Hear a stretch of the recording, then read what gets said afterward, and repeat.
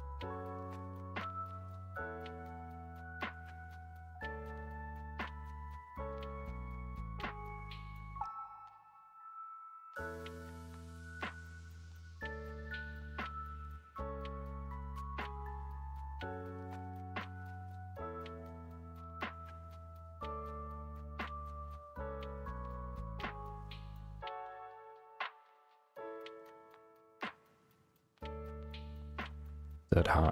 You said hi? I said hello. I said hello.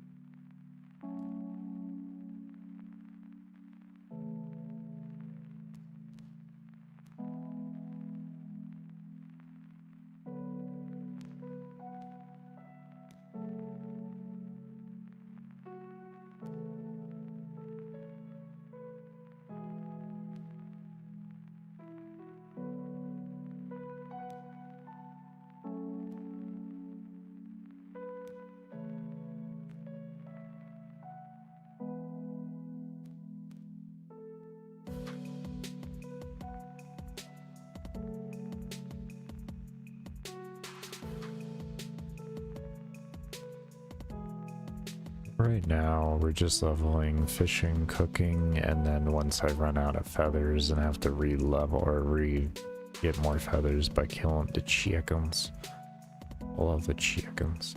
We're gonna go back and keep leveling range up some more because I have from like farming all of this up here. I have something like 2,000 plus arrows. So I figure I might as well if I'm gonna have to farm feathers instead of buying them because hardcore Iron Man, I already need all the gold I can get. Especially with me right now, I'm needing to save up like 45k or something like that, and I have around 20-ish k of it. But I'm gonna save money essentially wherever I can, and since I already am going to be, I already have a surplus, just might as well do that. And once that gets high enough level, if, you know, whenever that happens, then I'll probably be switching over to leveling magic at the same time.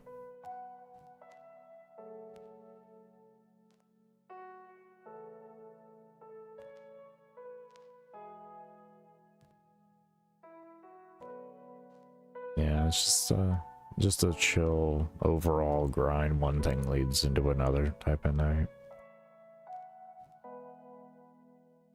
And in getting a surplus of this together, it'll more or less, with enough like world hopping and vendoring, of course, it'll give me enough gold to do everything I need with the items that I needed to buy, like the pickaxes and axes.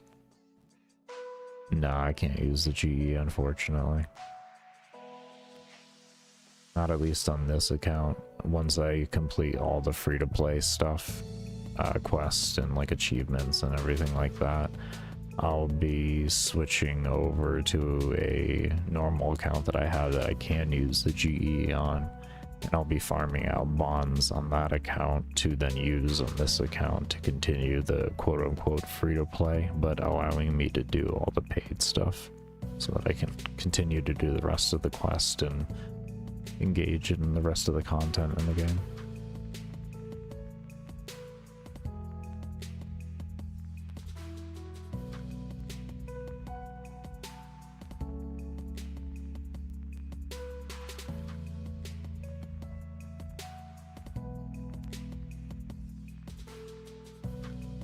Pretty much World of Warcraft was my first 10,000 hour game. I started playing like 20 years ago. Yeah, 20-ish years ago. 21 maybe. So I started in the original beta. I was like 12 or 13 when I first started that game. So yeah, 21 years ago. And then after that was Warframe, which I have about 11,000, 12,000 hours in. And this is the new one. I haven't actually gotten to experience fully bond farming yet. So, still fairly new to the game overall. So I'll give you that opinion once I really dive deep into it. But from what I've looked overall, if you min-max correctly, bond farming isn't too bad. But you run a risk of getting banned because you, like, a lot of it involves PKing from what I saw for like really high gold per hour. But yeah. And then a lot of it, like your mid-range stuff, is just generalized farming. It gives you a reasonable amount of time to get one, but at the end of the day, you're really kind of just waiting for auctions to sell correctly, and depending on how many people you have as competition for things to sell, you know, I more or less say things might even just kind of even themselves out. Yeah. That's just what I've gotten from the overall consensus of it. Yeah, they look, it's rather impressive to see how expensive they are in relativeness to how much things generally sell for. But then when I look at the really min-maxed gold farming and everything like that, I don't find it to be too bad in comparison to World of Warcraft. Because, like, WoW, I mean, tokens now are going for like over 300,000 gold, and your average gold method has you making like 30 to 40,000 an hour. And that's not, you know, RuneScape gold farming for 30 to 40,000 an hour. This interactive, you're clicking all the time for that. So like 10 hours of hard clicking essentially and mashing around.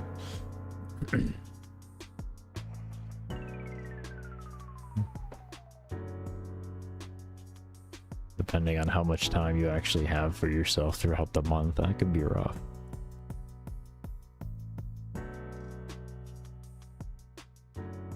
And even those methods require a fair bit of like input and everything. So when I compare it into like all those regards from a outside perspective, as someone that's only dealt with WoW tokens, it doesn't seem bad, but I'm sure I'll probably feel different once I'm actually farming it.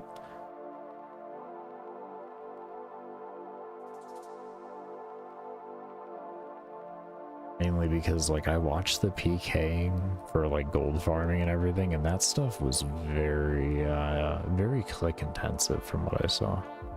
Who was your favorite frame in Warframe? I didn't really have a favorite frame. I enjoyed pretty much all frames for unique reasons. I was one of those type of individuals. Like I found appreciation in all Warframes essentially. Like even before shield gating existed and such, that's how I always viewed it.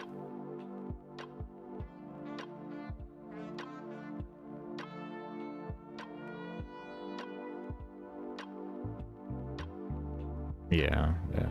I mean, what did I use predominant amount of the time? Well, things like Vault Wisp, Mag. If we went far enough back, you would see a lot of Frost play, Rhino. A fair bit of Limbo, but more Frost. That was mainly because like when I would play Frost, usually like in excavation or defense, this was like 7 years ago plus type deal. It was just back, you know, when Limbo really, I mean, he still doesn't work well with things, but yeah, he worked even worse back then, so my life was spamming my 3 every 4 seconds in order to keep immunity bubble at high levels.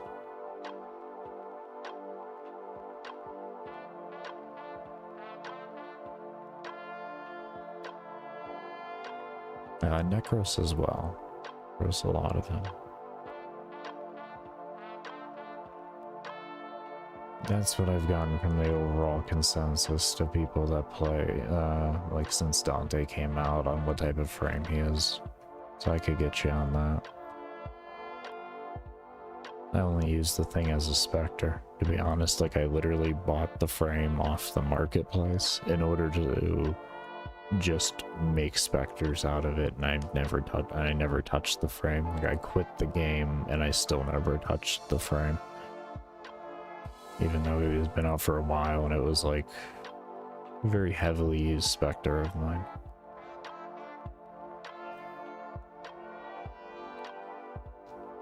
I think I used him a few times in Deviri and that was about it, really.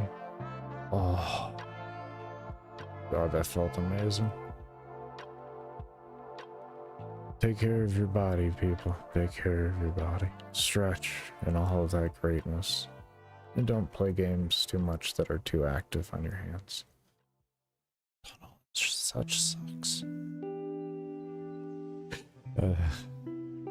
That's been one of the consequences of my hands there. You get those weird cracks. That could be because I was shot in my arm, though. I don't know, to be fair. Let me be honest with you. Just take care of your body is what I'm getting at. Who gives a hell how it happened?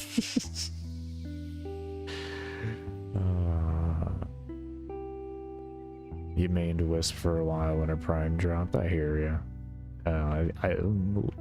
Everybody mained Wisp for a while once her augment dropped for her moats. To be like that, that's my opinion. As soon as that augment came out, the frame made sense. Yeah, I love it. Yeah, she was, when she came out, she became my new, like, once that augment came out, she became like the everyday frame that I always went to for anything, more or less. What we got here? 33.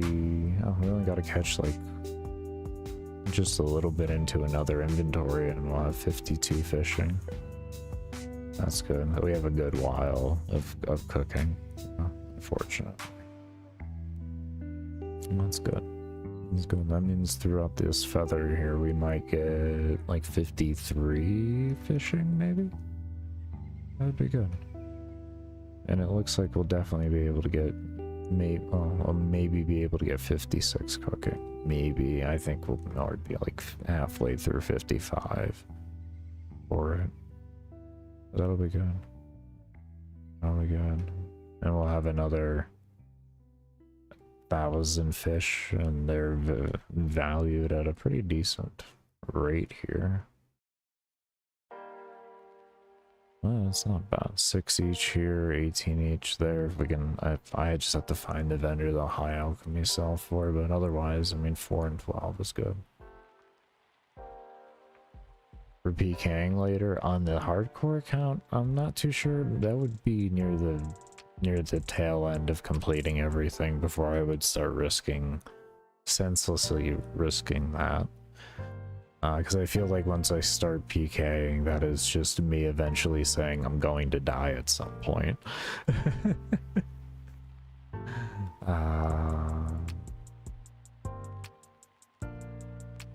But as a general regard, say like my other account and everything, that's not a hardcore like Iron Man account, it's just like a normal account. I would not have any objection into learning like PKing and all that type of stuff and seeing if I enjoy it. Yeah, there'd be no issues with that.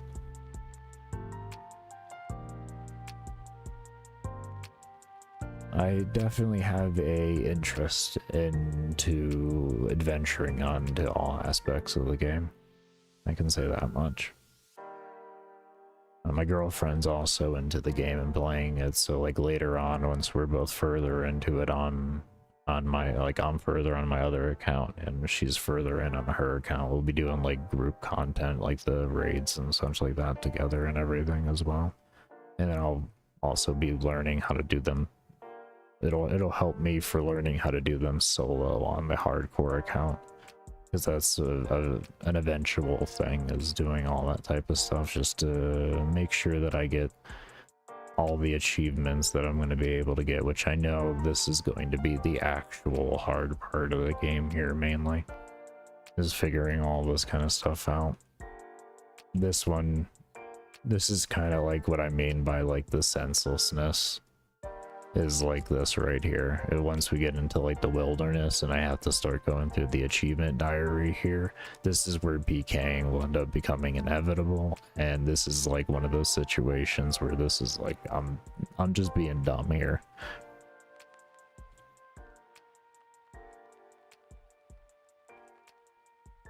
It's a lot of timing inputs into the right frame, but it's interesting. Yeah, that's what I've gotten with it as well. I mean, I used to, in WoW, I've gotten to 2,700 in rated battlegrounds in Cataclysm.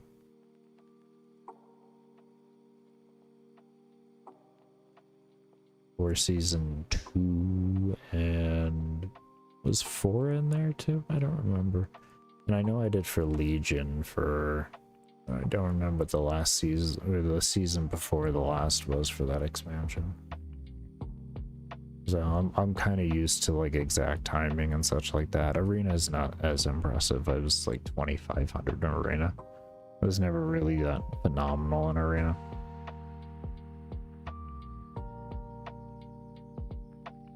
So I'm used to, in that regard, having to be exact about not just timing of abilities and stuff like that, but also timing, but also being, you know, exact on movement and everything.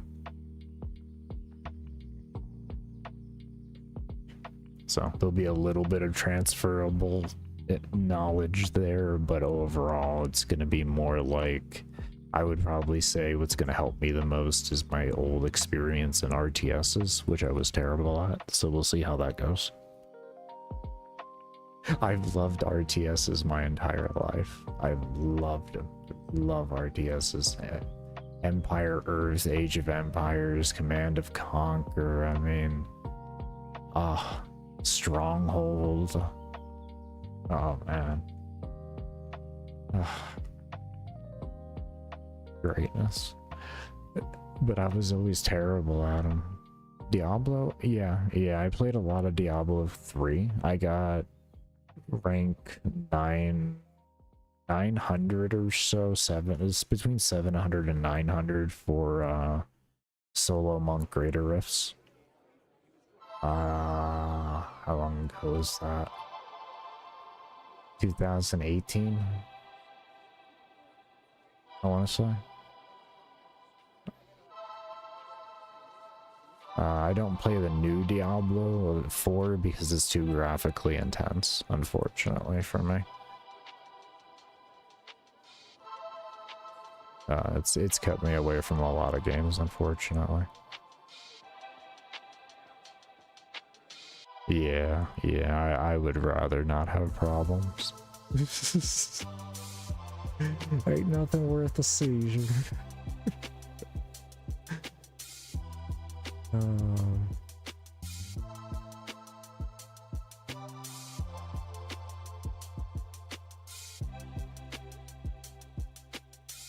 Well, speaking on that, y'all seen this, like, this trend apparently going around with people? I saw it on like Reddit apparently, or I saw through some videos that it was on Reddit of people faking illnesses, including seizures and such. Shit is wild. What I can tell you is if they're not faking it, the way they can recover, I'd kill for it. How easy they can, I'd kill for that. I'd die for it, man. Like, I'm telling you, I ain't never been able to recover from a seizure like that.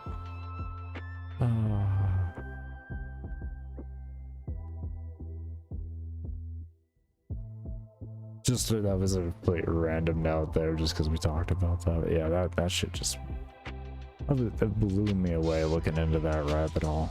The rabbit holes on the internet blow me away. They really, really do.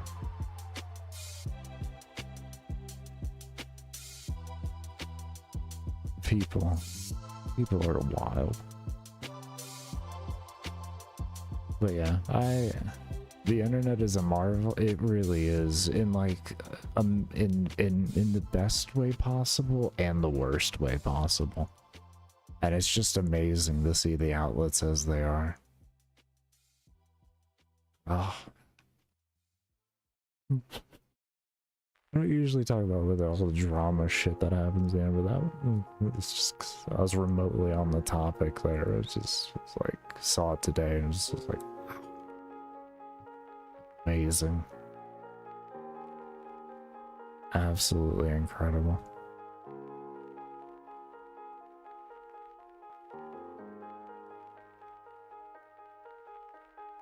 But yeah, I'm waiting for Diablo 2 to come out on Game Pass, and then I want to give that a try. I've seen that Diablo 1 is on there, so I've kind of had an interest in maybe trying that out. I feel like that won't be graphically intense, logically, like even though it's reskinned, if you will. Like, I feel like it's not going to be horrible on my eyes then, trying that out. I won't touch 3 again, because I already know it's going to be like... 3's always been really bright and everything. Plus 3 is, if you don't use macros in 3 and you plan to do higher, like, end content, like 120 plus, like, greater rifts, I feel like your hand's just gonna break.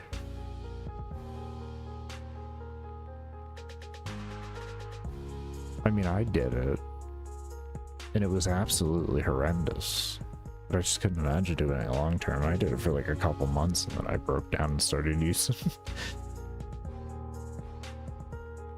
Like, it's mainly, it's like macros for like just clicking around like this. This fucking Diablo. There's no such thing as like, you're not fucking going all over God's green creation, or just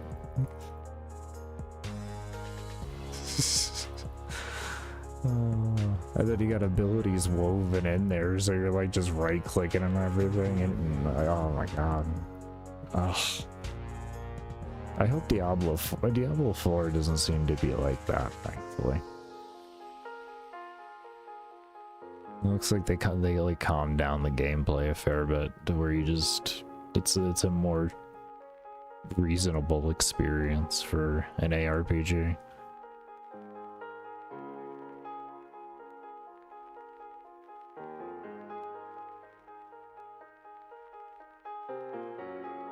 But pretty much everybody that I knew at higher end used macros. It was just a normal part of Diablo 3.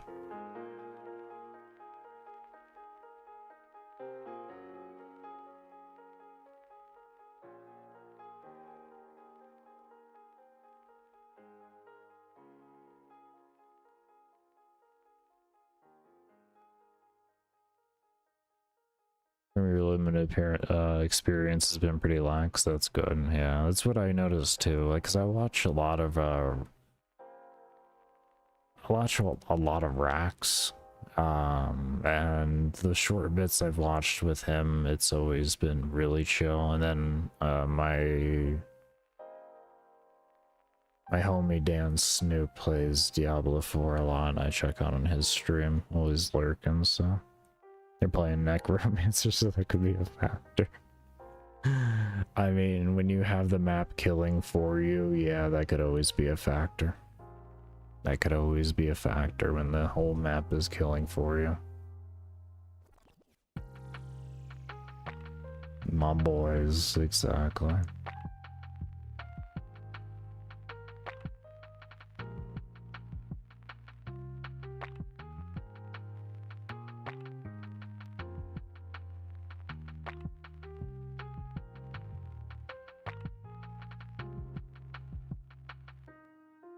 Already a good amount of 52 for our fishing. That's nice.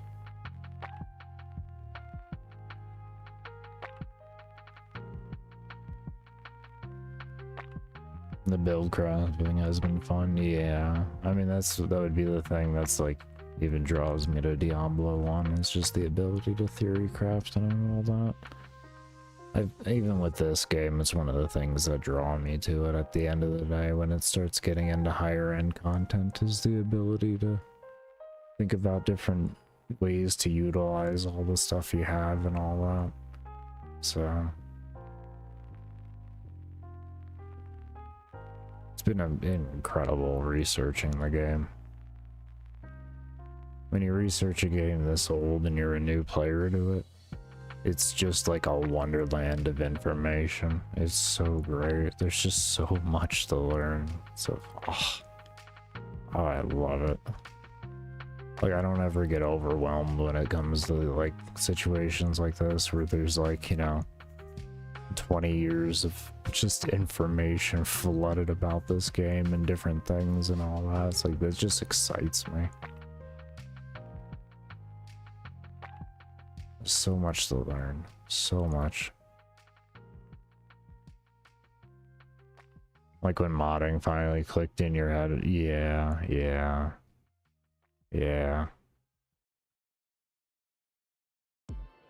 That's the thing about a lot of these games, is the reward feeling that you get when you finally understand how the game works. It's like, it's so rewarding because it just opens up your understanding into it so much, and you don't have to worry about it, so many external sources for anything anymore. You could just look at something and like, you're like, oh, okay, I got that. And it's so rewarding. It's so rewarding.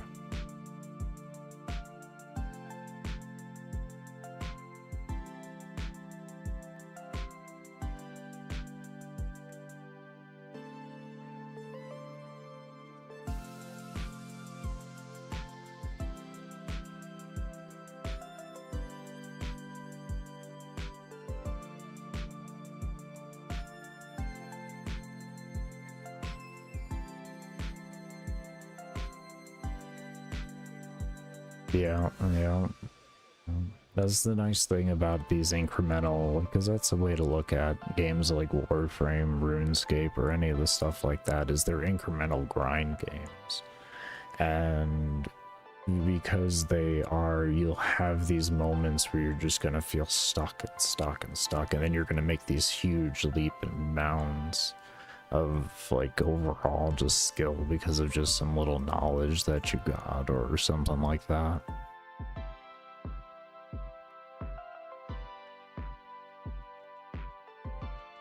And that's what usually makes these types of games good, is when they purposely add in points like that, that type of player contention where it's like the player feels stuck and they have to in some sort of way work over it.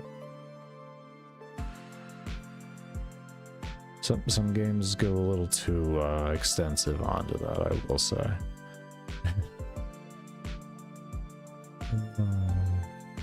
7-month-long grind in order to get a damn drop. I can feel like you're just wanting to die. Yeah, exactly. It's better to have like some type of thing that like gives you those little short, you know, like you said, short goals, which just become like these little micro dopamine releases to really keep the grind going on you better.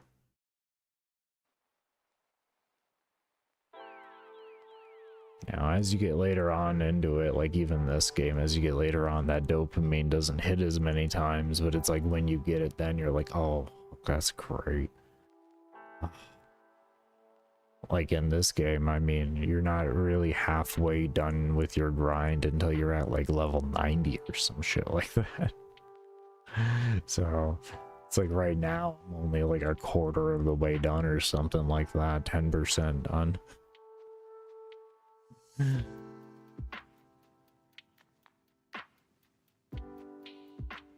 But it's like by that time I've already figured out so much about whatever I'm particularly doing that there really isn't much of like that, oh, well, like all moments for it. So those very long gaps between my dopamine releases that I get really help keep everything together in the way it should be. That's the way even knowledge comes into a game, you know. Once you've learned enough about a game, you don't get that like all exciting moment. It becomes more and more rare, but it also becomes more and more special then when you get it, because it's like, huh, I thought I knew everything about it, but here I am.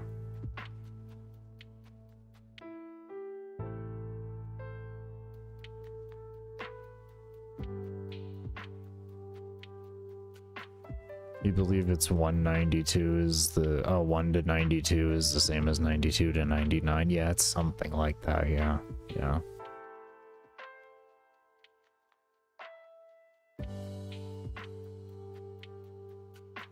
And I already knew that going into it. I was just like, so what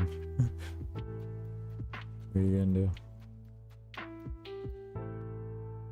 The one thing that you're a Warframe player, so you might get this. The one thing that I've loved about this game the most, and what to like, I don't even care how long these grinds take and stuff, but what I've loved about this game the most, and I say it probably every damn stream, so people that have been here for a minute probably tired of hearing it, but no weeklies and no dailies, and it feels amazing. And I don't have live service fatigue from this game as well. And what I mean by live service fatigue isn't a game that's being constantly updated. That's not what live service fatigue is for me. And I think a lot of people would agree that's not what creates live service fatigue. Live service fatigue is the feeling of your kit being irrelevant. Like at some, like it just all of a sudden becomes extremely irrelevant and you feel like you have to do all this other stuff to catch up. And that doesn't like just go, yeah, exactly, like power creep. You know, and like power creep is okay to an extent, but when it shatters your entire setup to the point to where you're like, there's nothing to you anymore. And that happens over and over and over again, and you just feel like you can never get to a point of actually being able to be comfortable in the game because you just want to be casual. it gets extremely fatiguing because you feel like you have to dedicate so much of your time in order to stay relevant to everything going on around you. Otherwise, you're just spending all your time trying to catch up to do whatever is currently out. And I even feel like Warframe was getting to that point, which was a really weird thing. I've played Warframe for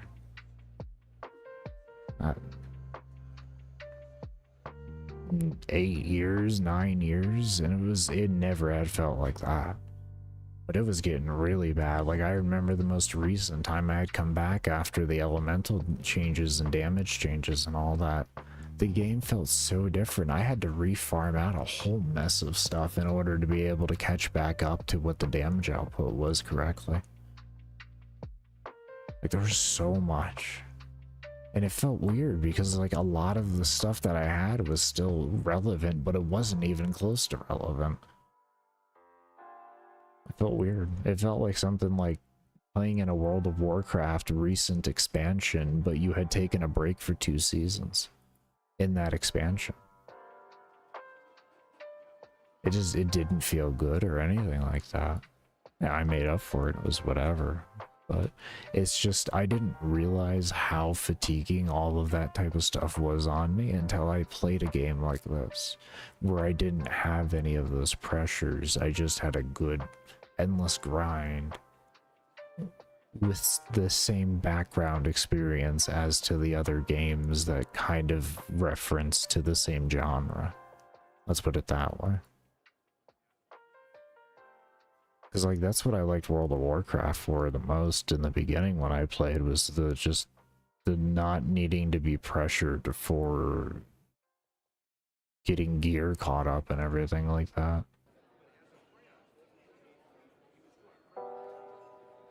Have you tried clue scrolls? I do have a beginner scroll thing in my bank. I just haven't really done anything too much with it, but I've done a couple things with the spade and stuff like that. Yeah.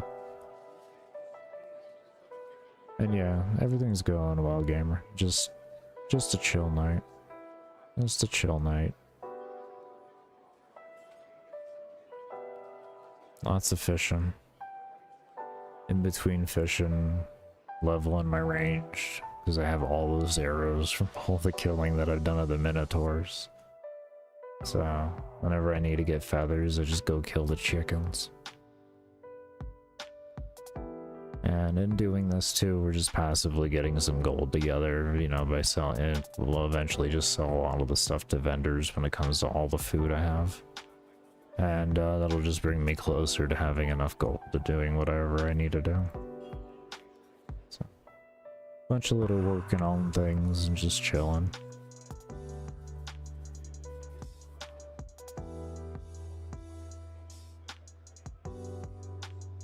Yeah, I would agree, Doug. Since Whispers in the Wall and Netricel, the power creep has been hit pretty hard in Warframe. I would agree. A lot of the problem with those two is it's a lot of power creep hidden. It's a lot of power creep locked behind dailies, weeklies. Predominantly weeklies, and that's the big problem. Is like you're always behind. You can never just grind it out and get it done like you can with this game. If I just wanted to grind out my fishing and just focus on that every day, all day long, I can do it. It's fine. If I want that to be my grind, I can do that as my current grind for the game. And I think a lot of games are missing it, like are forgetting that that's very important to have in video games as a whole. Letting the player be able to do, like, you can give the player direction, but you really should invest in giving the player freedom of how they maneuver in that direction. And I think one of the biggest problems in a lot of games is they not only force your direction, but they force how you maneuver in that direction. So it's like every bit of your facet of your experience is just pushed into as hard as they can into one direction, and it leaves so little variation for the players to feel like they can have their own realm of discovery. And this is with many games, this isn't just Warframe or even World of Warcraft, but a lot of live service games in general. That they force the player into such a path that, like I said, they don't have the ability to find their own way about it and having that personal reward of finding out about it and really sharing with the community and everything on what they found. Instead, what we get are these very minute 1 or 2 different ways to get something done, and then outside of that it really doesn't matter. And I think that's really weird when it comes to a lot of the games. Like, you have to allow some more freedom in some sort of facet. Like, I understand player friction and guidance and all that is important, but you're not even creating a hamster wheel or a maze at this point. You're more just creating a straight line, and I don't think that's really healthy for the genres. It's not what made the genres what they are and made them as popular and kept them alive through all the time. You know, just because that's all we have now and it's what we tolerate now for the grand majority of people doesn't mean that it's what it's liked. A lot of the things could be the fact that, you know, say like with RuneScape, a lot of people could have the issue with the graphics.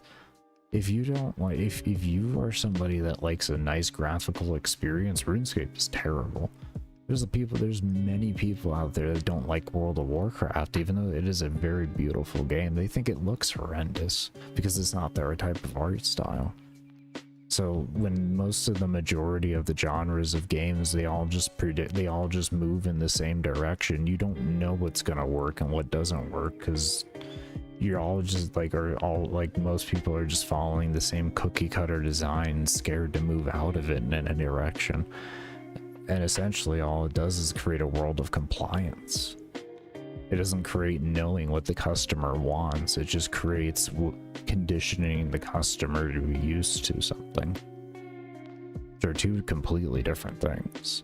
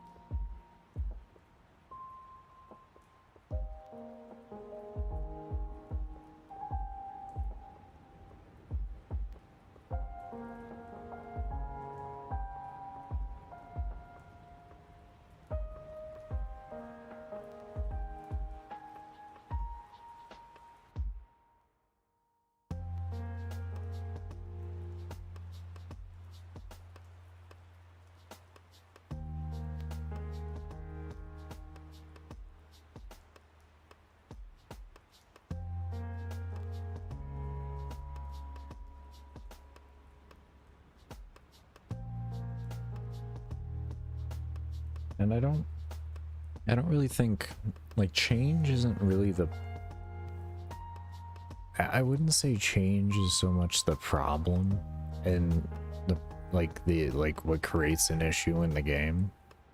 Because as long as you keep what the player has worked for intact, you can really kind of change whatever you want in the game. Like, sometimes you got to do number crunches and stuff like that, but as long as you keep the actual player, like the reward for their experience intact, you'll be able to have a vastly different feeling game without the player feeling like they just lost out on everything they worked for.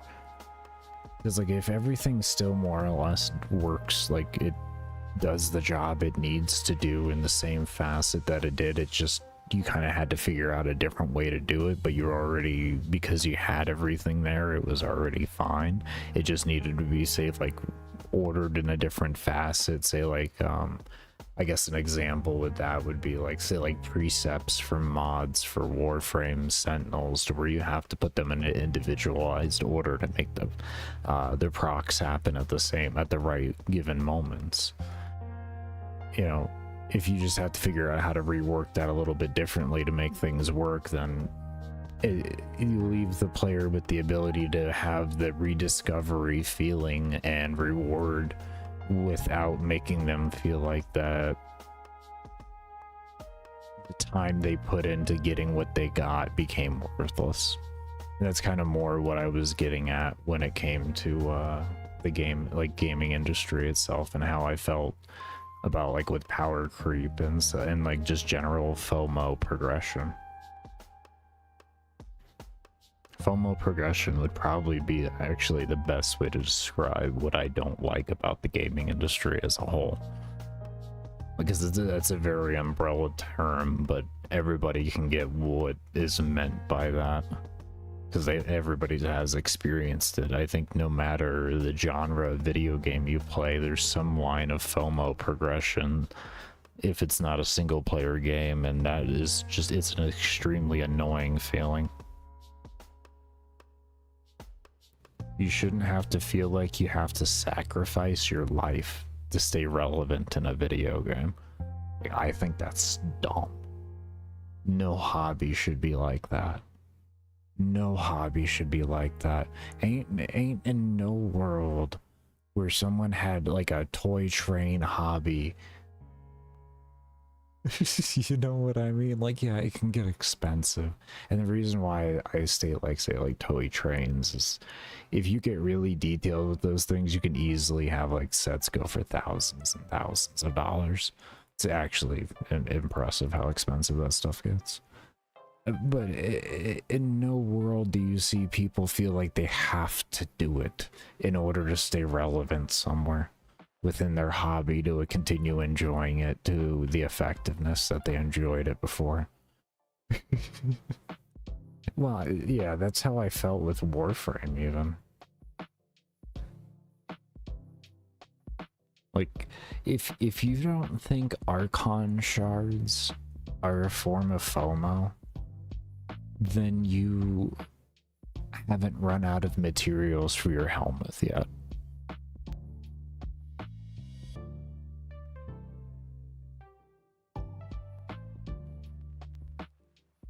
And it creates a FOMO of you have to sit there and constantly farm materials instead of getting to enjoy the game. And if you miss out on your Archon shards so that you have more Archon shards to put into your other Warframes and all that, you, like I said, you now have to keep going back and farming out more materials. And it creates a horrendous amount of burnout. And I even felt like that with World of Warcraft, having to log on every week to max out my conquest points so that I could get the PvP gear that I needed. You know, or if it was like, you know, Mythic Plus, even, you have the tokens and everything, and they're gated every week and it's increased every week slowly. Oh, it's just so annoying. And then you had other games like Path of Exile where you have to, you're time gated on seasons and your whole experience essentially gets deleted because of a damn season. Tarkov turned me off with that as well. Like, oh, I hate FOMO. It's fear of missing out and fear of all your work going to waste, which is like a form of missing out.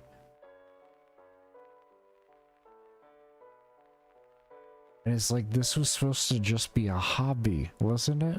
Didn't gaming start out as a hobby?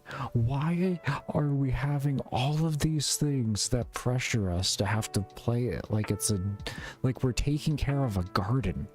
Where if we miss watering a garden or trimming around and cleaning up the dead brush and everything, we could lose our whole damn garden and everything. Why does gaming feel like that with a lot of games? This makes no sense. It was just supposed to be a hobby.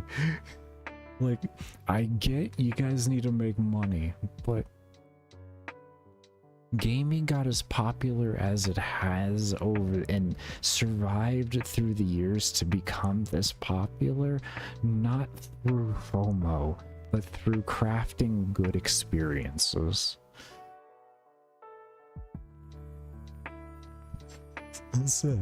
Just craft a good experience. Yeah. Seasons, seasonal content, weekly lockouts, daily lockouts, all of this nonsense.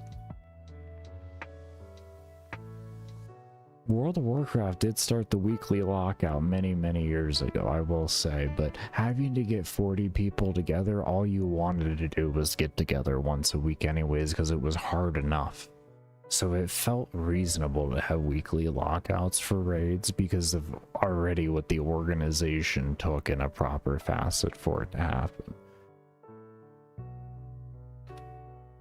In the days before streaming and all of that. Now, I don't know so much about that. The way I saw Classic WoW min-maxed after content creation became a thing, that's an entire different story. That's an interesting experience to see that. I didn't play Classic WoW in the sense of the new Classic WoW, just because what a lot of like content creators and players turned it into was just this nonsense of min-maxing. It was just so dumb. And I would be fine with it if there was just like cool little things, but like the fact that a lot of it became requirements to play the damn game, it was like, oh no, not even in my realm of things. He's trying to do that.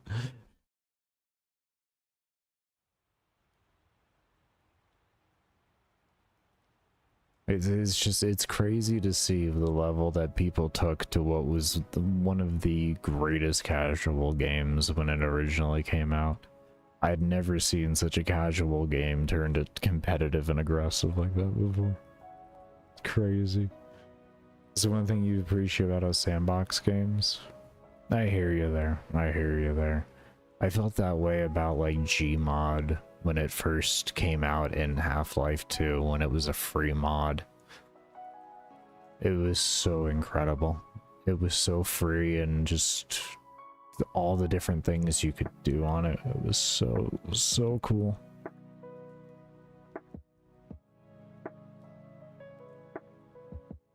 Yeah.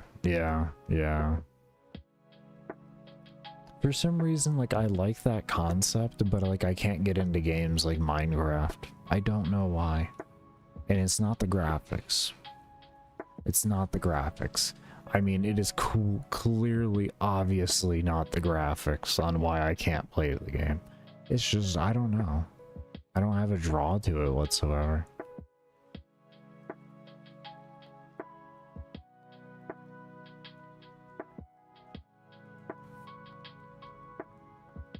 Don't know why. Don't know why.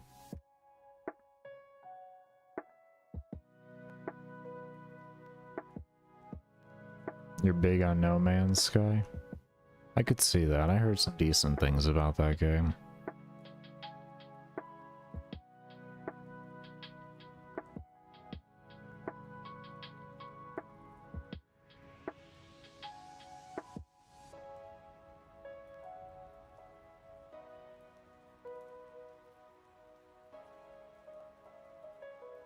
I haven't played many games, mainly due to the fact that I played Warframe for so long. And now I just don't exactly have the income to play other games, though I do think No Man's Sky is on Game Pass. Which I do have. Which I don't have an excuse then, outside of the fact that, I got involved in Hardcore Iron Man. But that doesn't excuse the last 8 months that I've had it.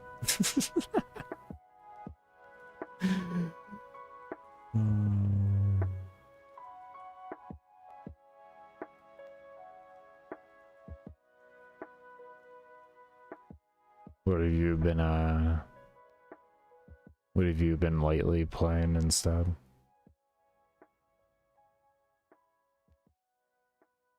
That's how it is with gaming. I mean, that's how you would like gaming to be at the end of the day, is like you can be tired of a game and just go and play other things and enjoy yourself, and whenever you want to come back, the game will be there. In the sense of, you know, you'll be able to jump back in and enjoy yourself and all of that. That's what you hope for.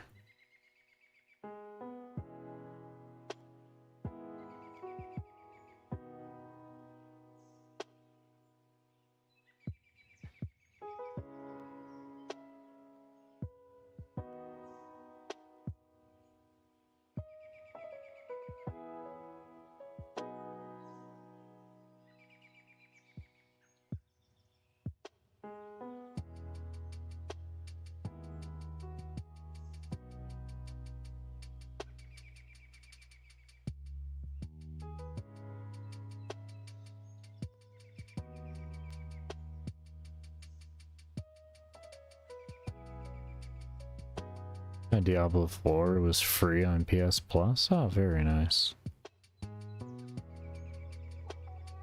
Yeah, if you want to have an MMO light experience, I think Diablo 4 is actually a really good example of that. They did a fairly decent job going in that direction.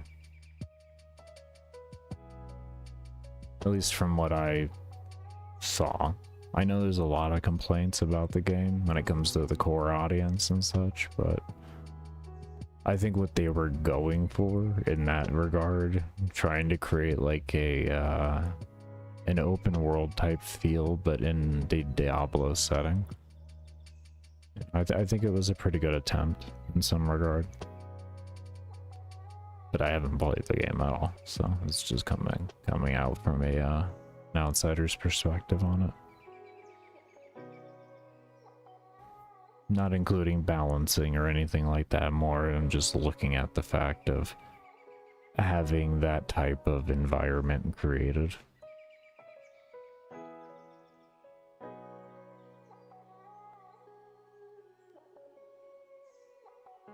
Ready or Not also just came out, and you played that some?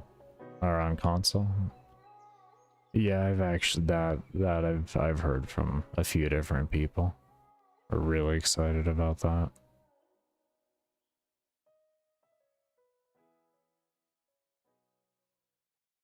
I can definitely say this is my next 10,000 hour game.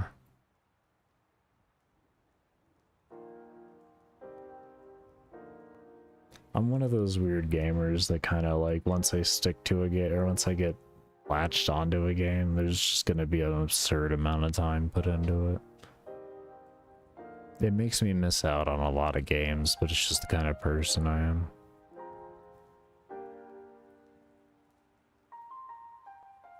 Like, over the past 20 years, I've really only played effectively, like, I don't know, 5 games, 6 games or so on a realistic level. World of Warcraft, Warframe, Dauntless, Diablo 3.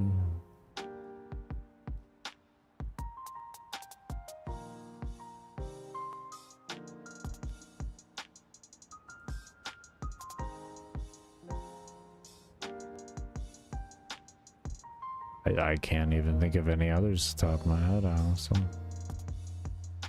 It's 20 years.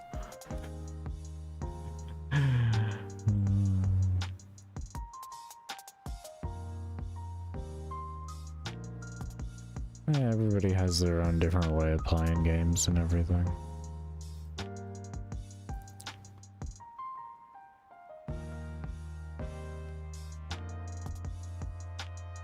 I'm like that just kind of in a general sense with most things.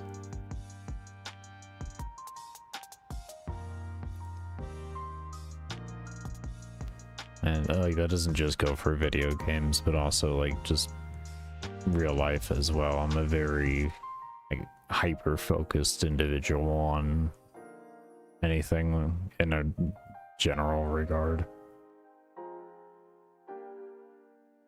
essentially just hyper focus into it to try and learn everything I can about whatever it is.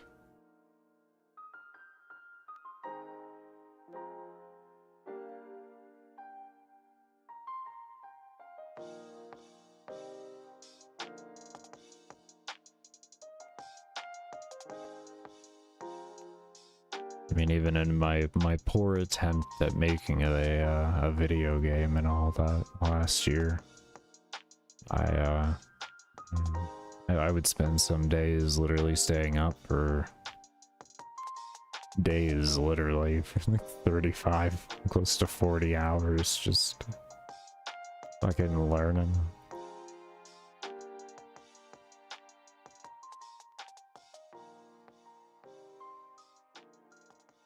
You ever heard of the 2-week Minecraft phase? That's you but with any game.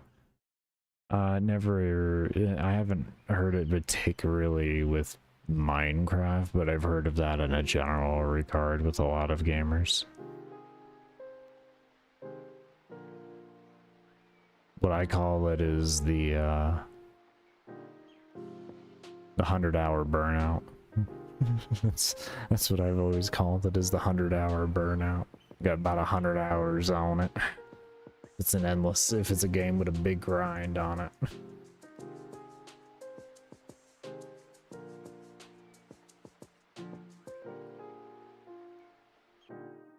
And there ain't nothing wrong with that, to be fair with you.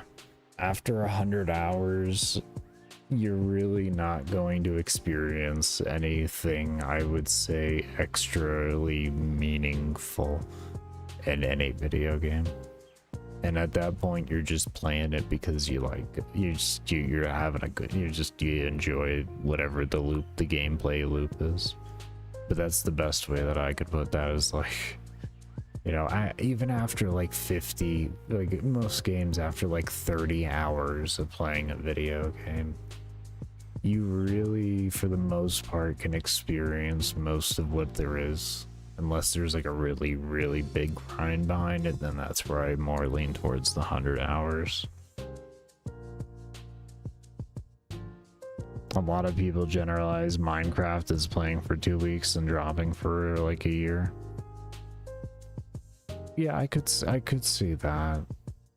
I could see that. It's the rush of like how much you can actually do in the game, and then after that it kind of loses its novelty. I could see that. You can only keep doing the same thing so many times. Yeah. Yeah.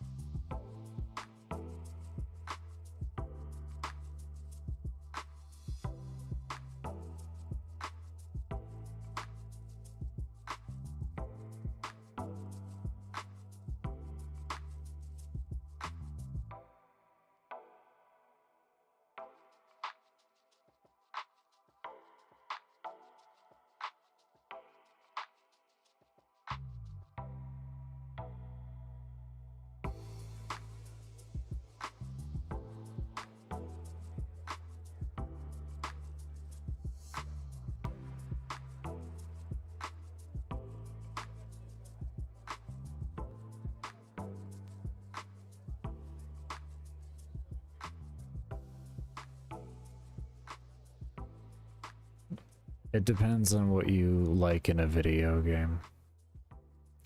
For me, outside of it being too graphically intense, which obviously isn't an issue for you as a Warframe player, I just got tired of the fact that World of Warcraft expansions felt like playing the season and not the expansion.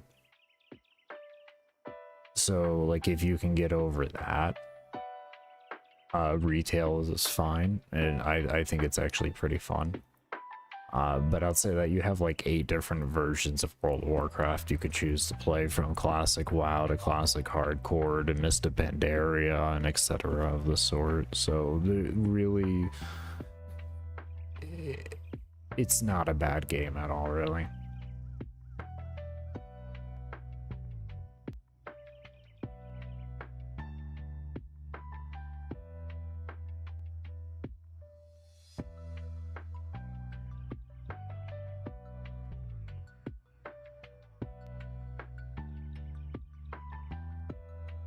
But World of Warcraft's age has nothing to do with its relevancy. The engine has been remade every single year. It always includes updated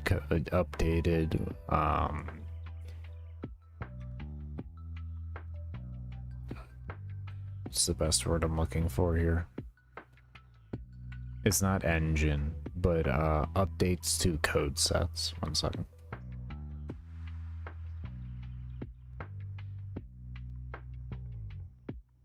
So, like, essentially what I mean by that is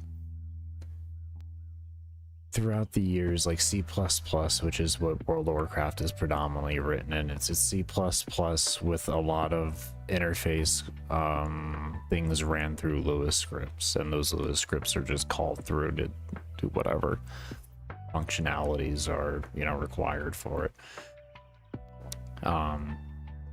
Every time, like, that C++ was originally invented in like 1980 or something like that, and throughout the years it's become more efficient through just generalized learning and how to write better and technology getting better and such like that. They've always kept up to date with those code sets. So essentially, like, what I'm getting at is, like, if it's a Unity came out with an update, you could have a video game that could include writing in all those code updates to make everything more efficient, or you could have something that, you know, just didn't update any of the code. But World of Warcraft has updated every time, so the game isn't old, it just looks the same, you know. And still, even then, it doesn't look anything near the same. Like, it's insane how much better they've gotten with art.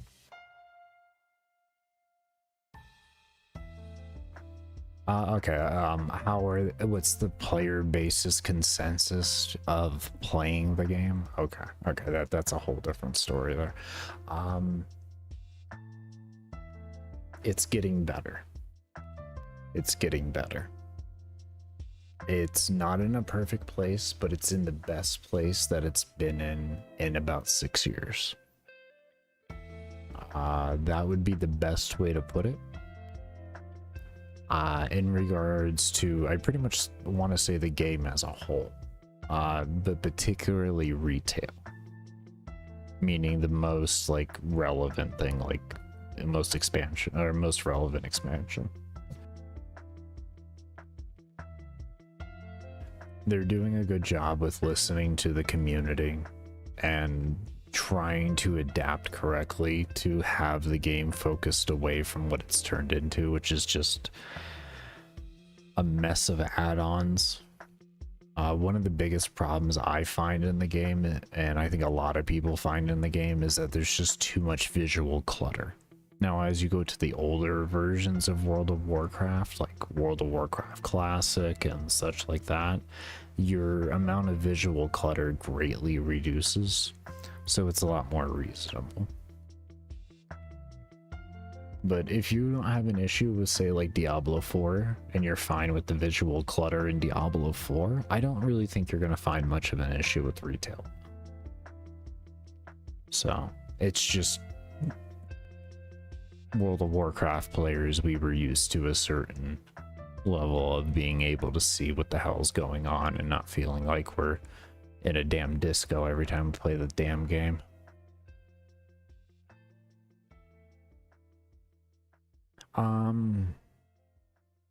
Monetary wise,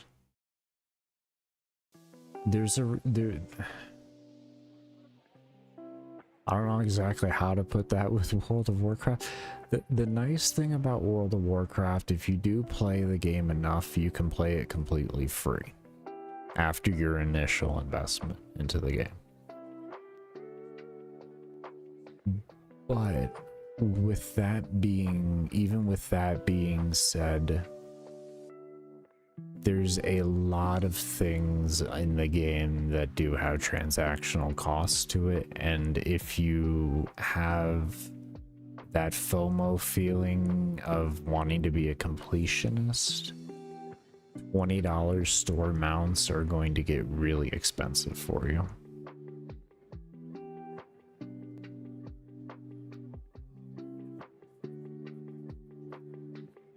On top of a $15 a month monthly subscription. And then every 2 years buying a $40 to $50 expansion.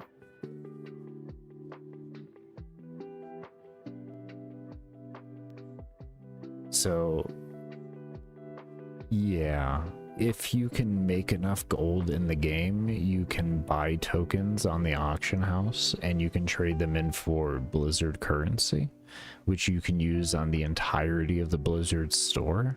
So that means any games on there, not even just World of Warcraft, like you could buy, say, like Black Ops 6 if you wanted to. You could buy different things in Diablo 4 for your account with your World of Warcraft gold and such. So with that, there's a huge asterisk on that. It's like a Warframe asterisk, if you will, kinda. The game has an initial input of how much you need to put in, and it's not really bad if you can get yourself going after the first month and not have to worry about it from there. But it is $15 a month for the game, and you have your initial cost of like 50 or so bucks. And this is USD. Of course, you'd have to, you know, whatever you'd look online to see how much it's going to cost you in your currency. In the regard of like, go to the Blizzard website itself, because I do know, I do believe they do localization in the sense of price adjusting. So I'm not sure though. But yeah.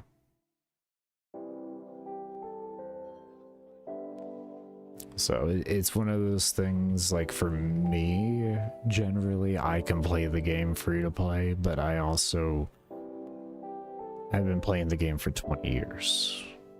It's a completely different story in that regard. I generally always have the gold on the account to buy a token for whenever I come back from breaks and I want to see how the game is. I mean, like right now I don't, to be fair. I'd have to pay $15 a month after November. So right now my account's active until November. Last time I played, which was, God, it was 5 months ago or so, I had given myself a little personal challenge of getting myself a year of game time and game tokens and seeing how long it took me. I did it in like 4 months or something like that, 3 months.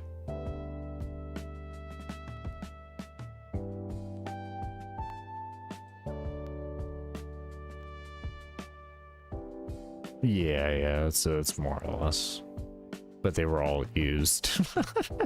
So, I just that's what I did. I didn't care. I was like, whatever, you know, account will be active, the account will be active. If I have to pay $15 a month to come back to it, it'll make me really think about it.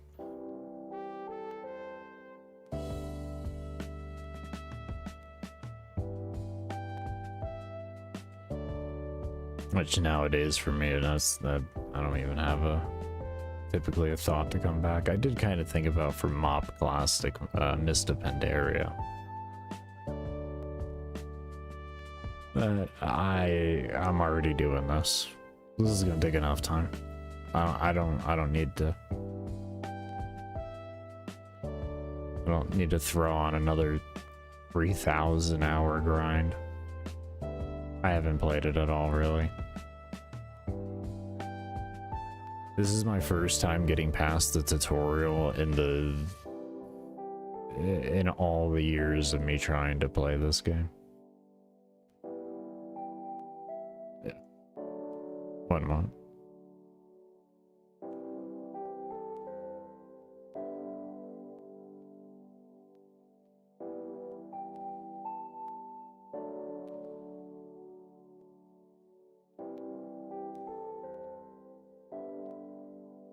Yeah, it's just my mindset of my mindset of gaming throughout all those years. It really didn't match up to what this game's vibe is and everything. I was a much more active paced gamer and all that for most of the years, so all of the years really. Really, it's just like carpal tunnel, and I'll put it in the general regard. My disabilities are the only thing really that have slowed me down, and it's forced me to have a different appreciation and outlook on everything, including life. So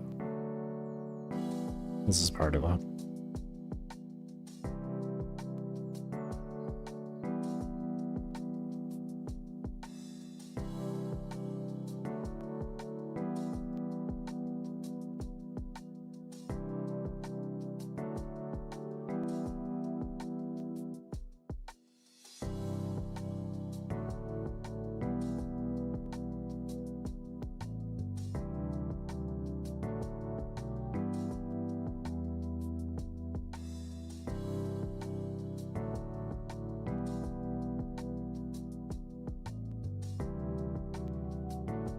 That's it doesn't, I don't know if it so much as teaches me patience. It teaches me to enjoy the patience.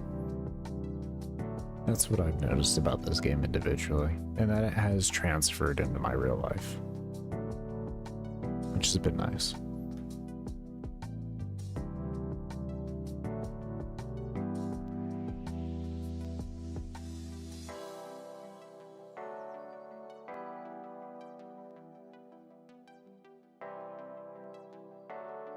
Because I've always had a decent form of patience, but it was more tolerating the patience than anything.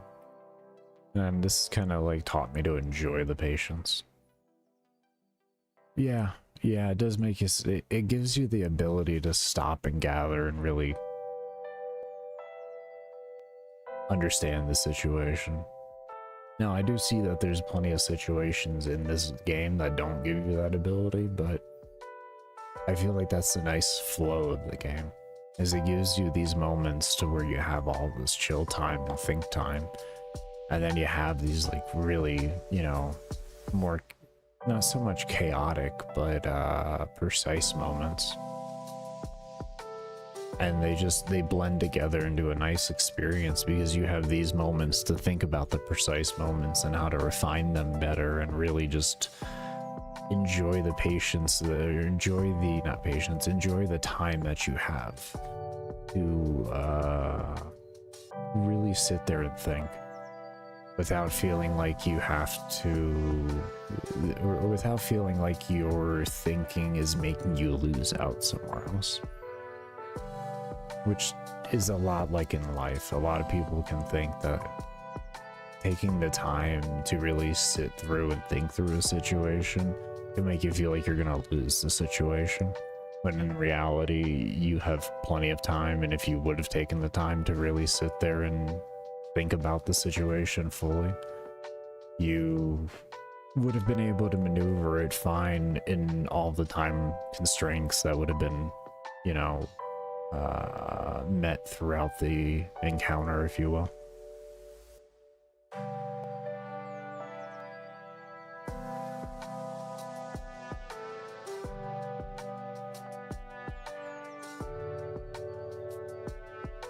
I've always been a person like that, though. I try to take any lessons that I get from anywhere in life and try to figure out ways that they can be applied in other places, because the reality of most video games that are done well is that there's a methodology behind it and there's the thought process behind it that can be transferred into something. in some type of regard. There's always lessons to learn in every type of situation that you encounter in a day-to-day regard. Whether it be teaching you perseverance, patience,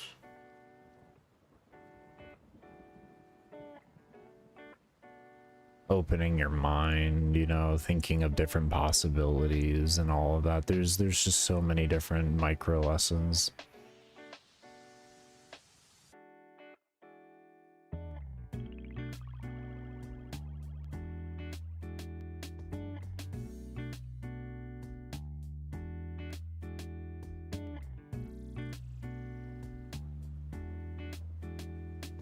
Yeah, I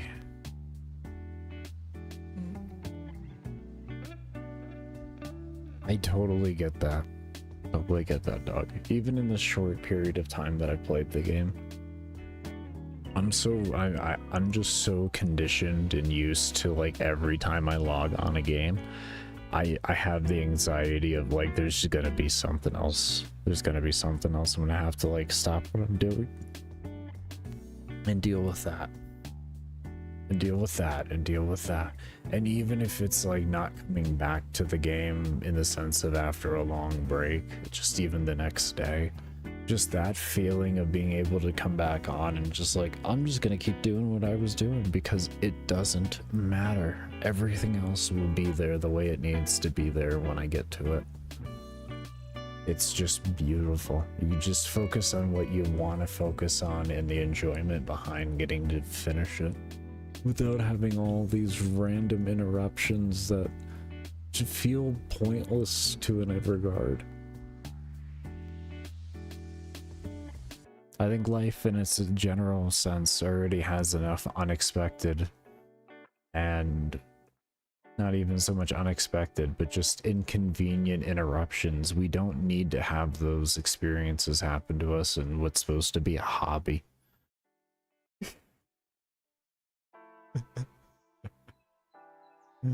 Like, we don't need to mimic life in video games that bad. We ain't playing The Sims. And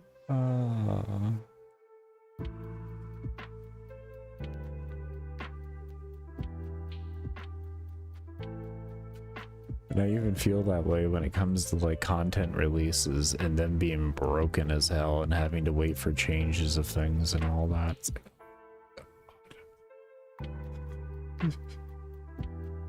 tired of shit not working. I mean, granted, I felt like that all the time with World of Warcraft through all the years I played it. There was no such thing as a good patch. But that's the conditioning thing that I referred to or way earlier on, was like, it's not that I enjoyed the experience, it's that I was just conditioned to the experience. Doesn't make it a good experience. It just means it's what I'm used to.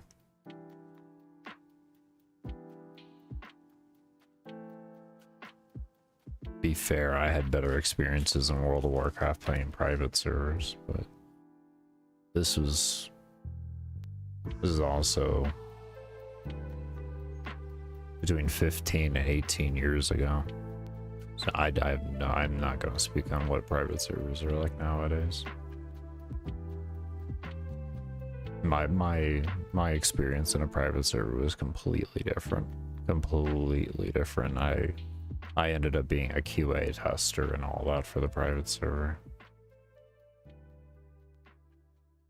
So what made me fall in love with QA testing in the beginning, or in a general regard, and made me want to do it as a career. I don't like coding. I fucking don't like it at all. But QA testing, I actually enjoy it. I hate fucking coding though. A, I don't really think I'm the greatest in the world at it or anything like that. B, it's just really not my thing. I like figuring out how to break things and then fix them. I'm not the I don't like creating. Is that the easiest way to say that? Because like a developer does create everything. The QA guy just tests the shit and says, "This no work. This no work." I made this not work.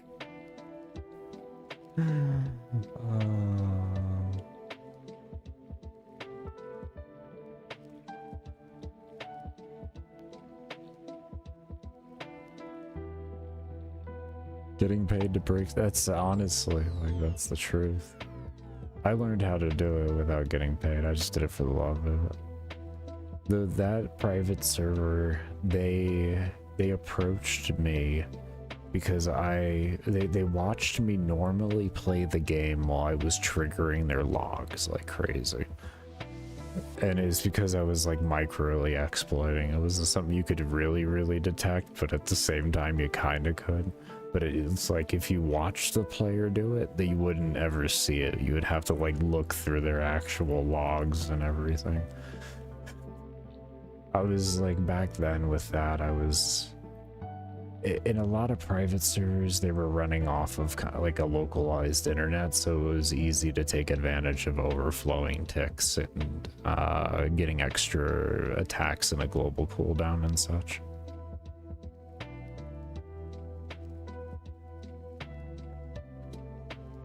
But yeah, they approached me asking me and like, what are you doing and all that, and then it just led to us talking for like hours, and at the age of like 14, a bunch of guys had me QA testing for them. It was a lot of fun. A lot of fun.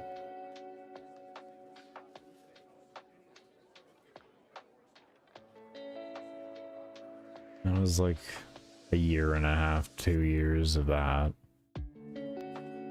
And they essentially taught me everything I needed to know about like making my own private servers and all of that type of stuff, and how to work with like Heidi SQL and coding with Notepad, like nonsense. So after their server shut down and all of that, I kind of just was left to just kind of making my own private servers and messing around with them on that regard.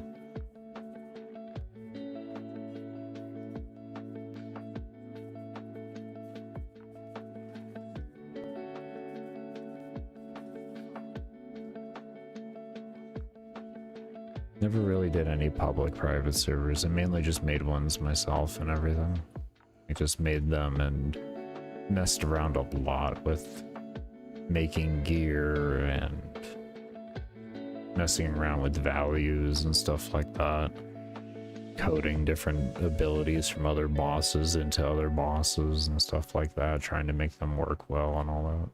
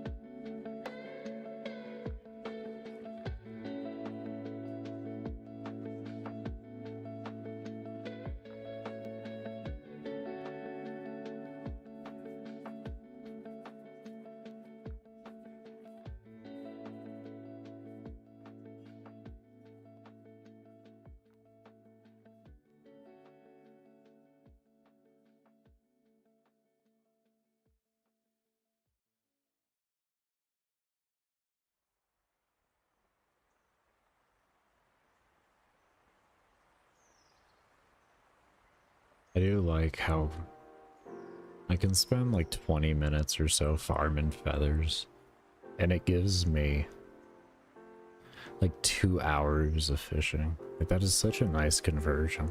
Especially with the fact that I was leveling up my range at that time. So this stuff wasn't even, I wasn't even hitting hard or anything like that, using the worst arrows and bow that you could use. It's a really nice conversion in farming.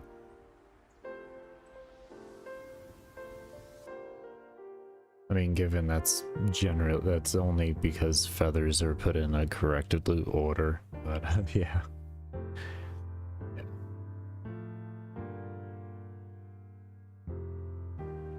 Those poor chickens, I know.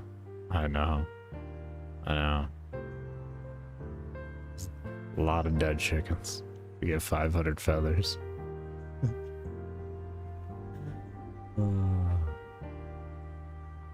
Genocide in under 20 minutes. School RuneScape.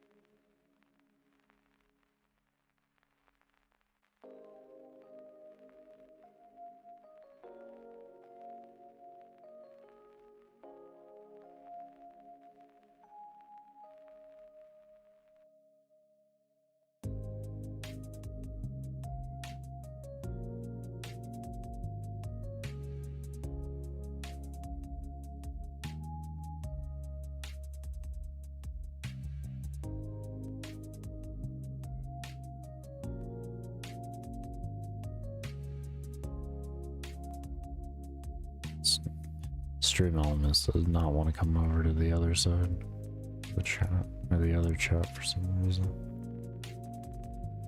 That's why I have the exclamation point test in there, and it does not.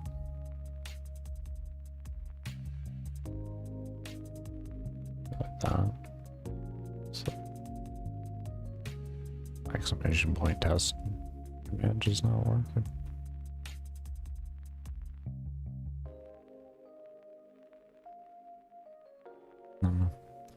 Whatever. I haven't gotten that far in adapting to everything apparently.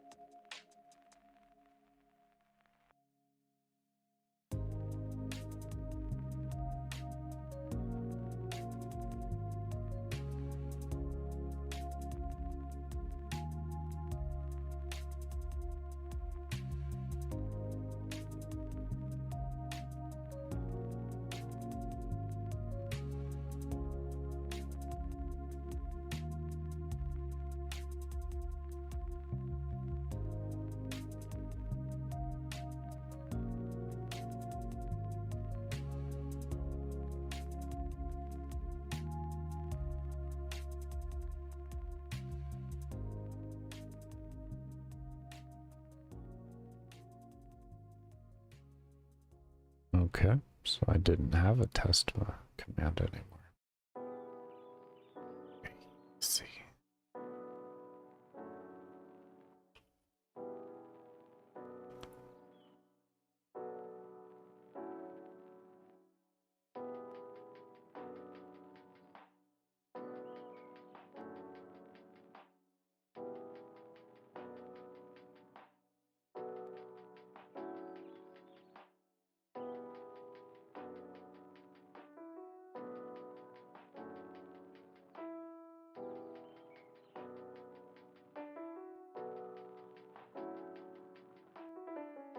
Yeah, okay.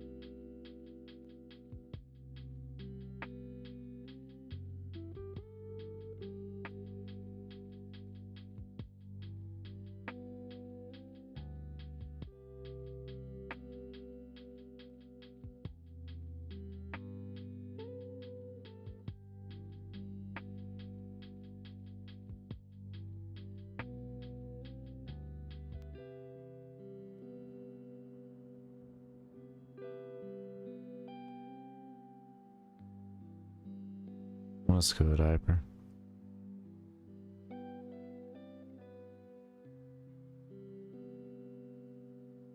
Also, if you're at your PC, top of the pinned comments, full screen stream. I know you're usually watching your PC, so.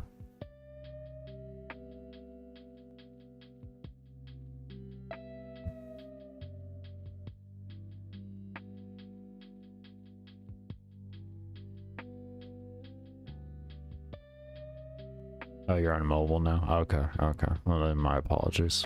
Ignore my ignorance.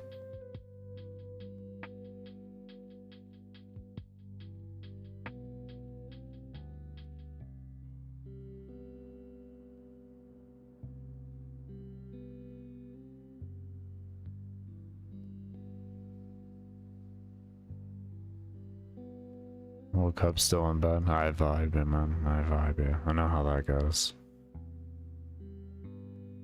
Yeah, that's like 9 AM or something like that over there. Yeah, see that.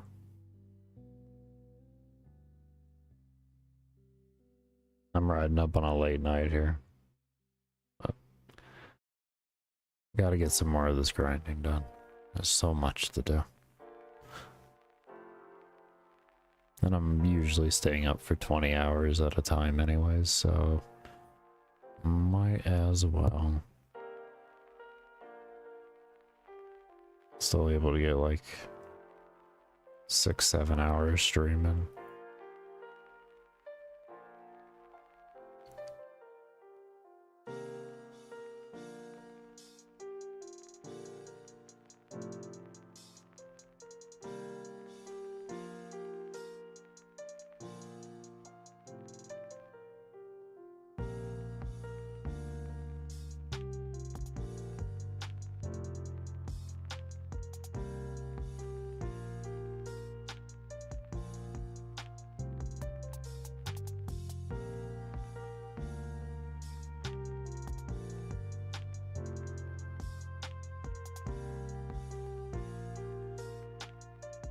It's a lot of fishing. And whenever I run out of feathers, I just go back and farm more feathers by killing chickens. I'll farm back up to 1,000 feathers, and then come back over here and catch another 1,000 fish. Cook 1,000 fish. And repeat the process again. I've been leveling up ranged with it. So everything else is just so high level, the chickens don't do anything for it really, with how little health they have.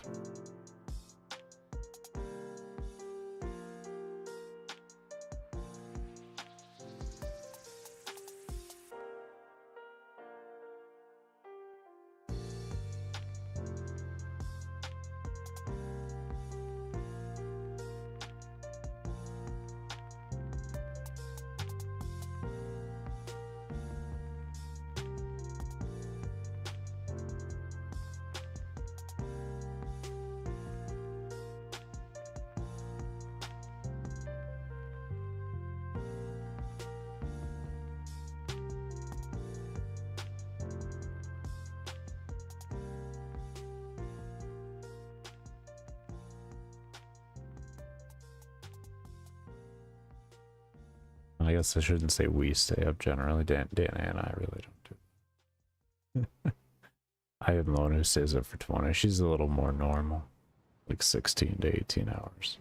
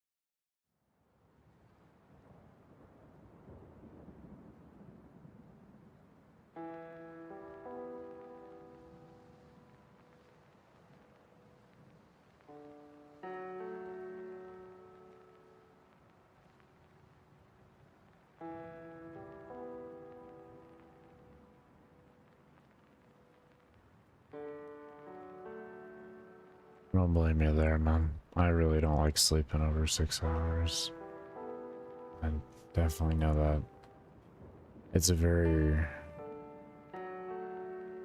rare thing, but I do well when I sleep past like 6 hours. I'm more preferably like within the range of 4 to 6.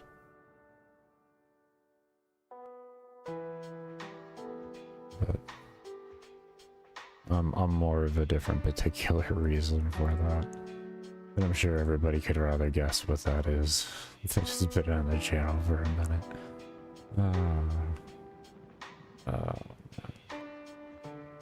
Medical conditions are fun.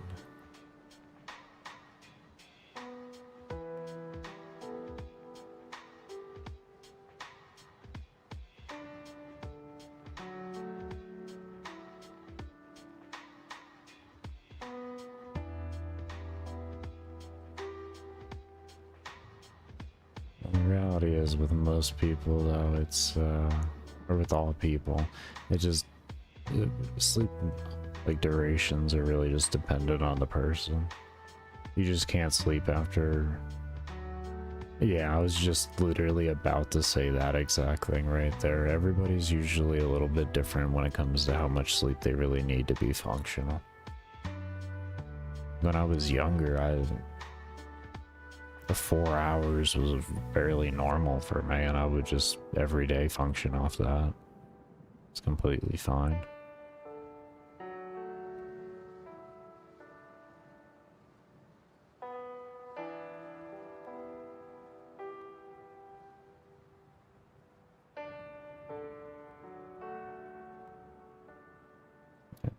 What I can usually, or what I can always just say for people is just sleep until you're, you know, well rested.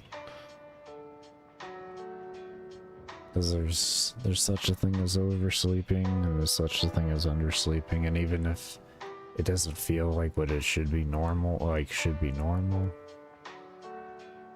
as long as you're not like sleeping for like half the day and everything like that, you know, I really think you're fine. If you're sleeping, like, you know, you're feeling you need like 12 hours of sleep and such, that's a whole different story. At the end of the day, I'd probably say you should go to a doctor. That's not normal. No one should have to sleep for 12 hours a day.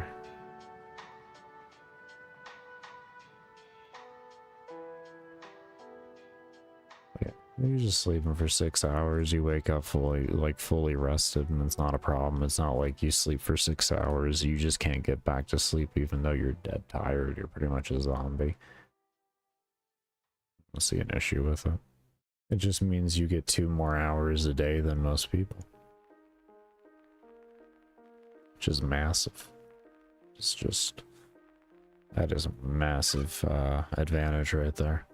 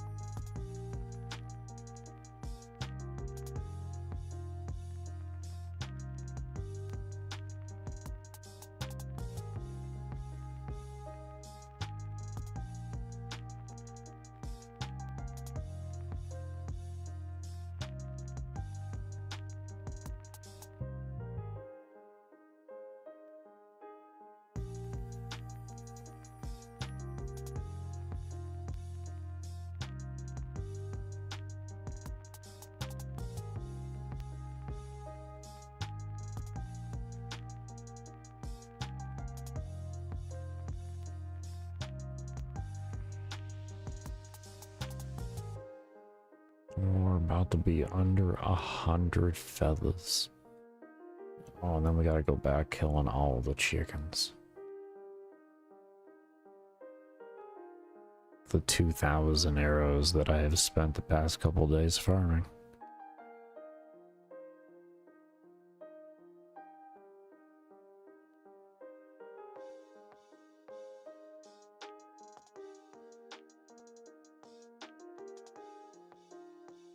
So I do think before I go back and do that, I may grab the gold out of the bank and stop by some like an archery shop in Varrock. Might do that. And just pick up some other bows so that as I level it I can get stronger bows and conserve on arrows. So I don't have to worry about that. Because I don't feel like collecting them every time. I tried doing that in the beginning of leveling it while I was gathering feathers, and I wanted to tear my hair out. Not my thing.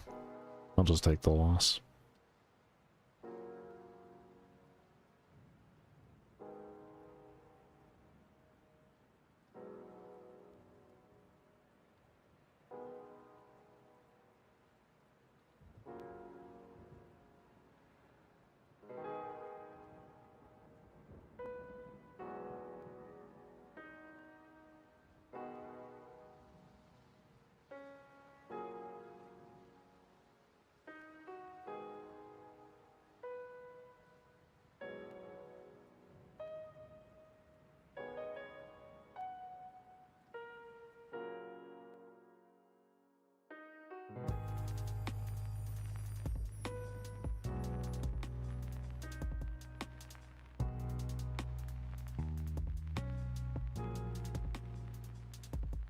I guess to make me feel better about it, yeah, we'll call it the bow championship.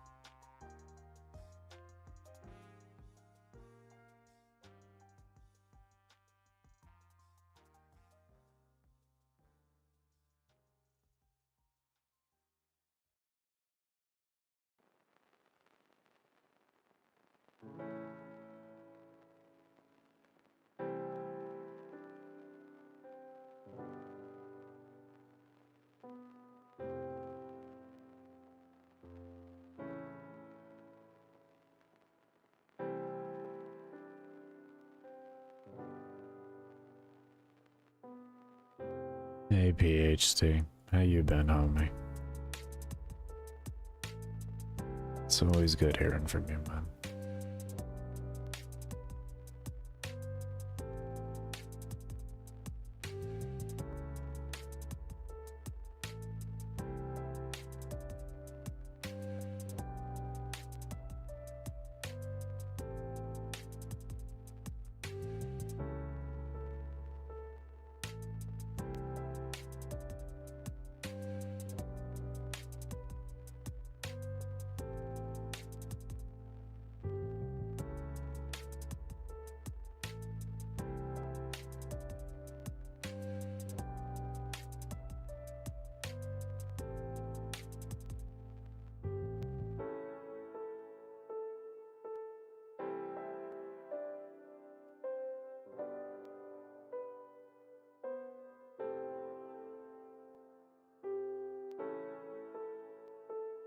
I know that feels all too well, man.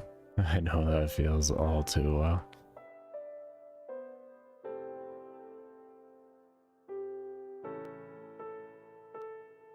Still kicking, still learning, still growing. That's all that matters at the end of the day, how I look at it.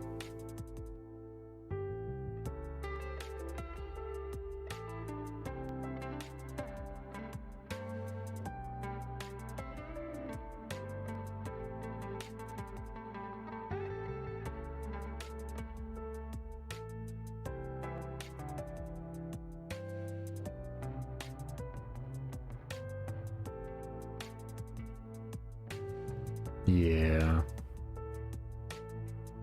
I had to quit a lot of the visually intense games. It's just become a little bit too much for me.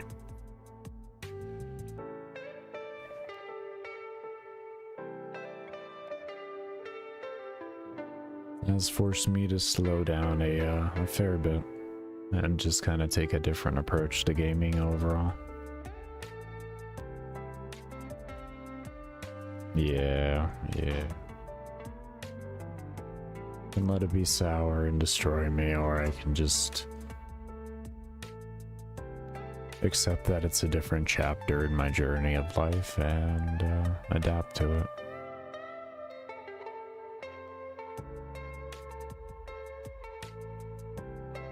And well, my entire life has been that, so why would I stop why would I stop at any aspect?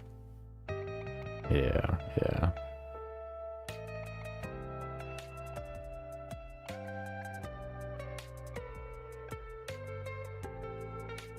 The new perspective has been nice though at the end of the day. I've always, I said this even earlier in the stream, I've tried to play this game many of times before, but my old mindset of like what a definition of like enjoying a game is always kept me in the way from really being able to enjoy not even just this game, but an insane amount of video games. So it's been good.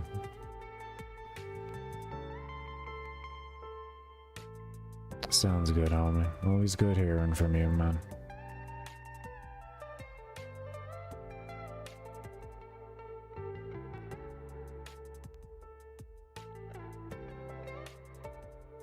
My best to you and the fams, homie.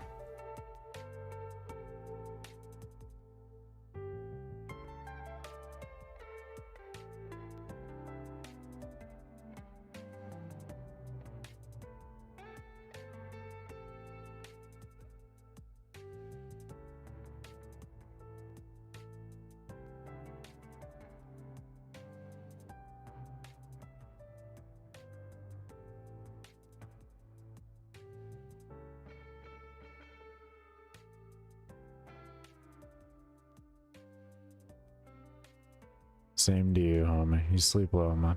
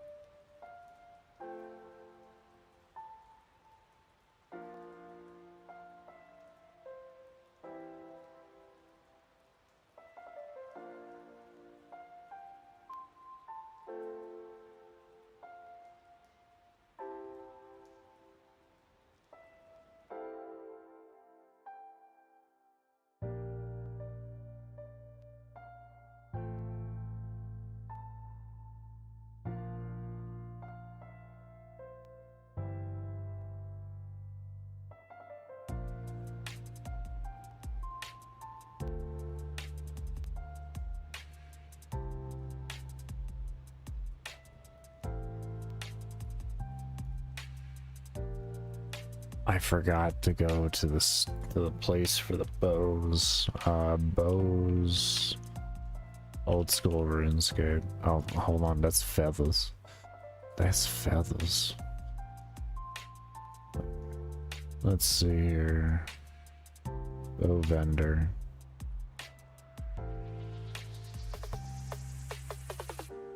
Right. Bow vendor. Where is he?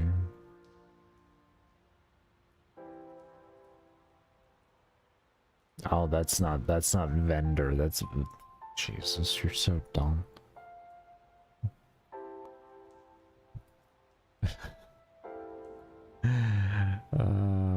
Okay, so here's that. Okay, now we're getting somewhere. Okay, hold on here. We're getting some.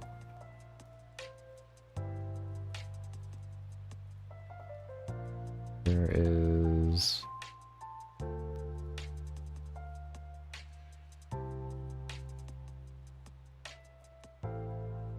Let's go by.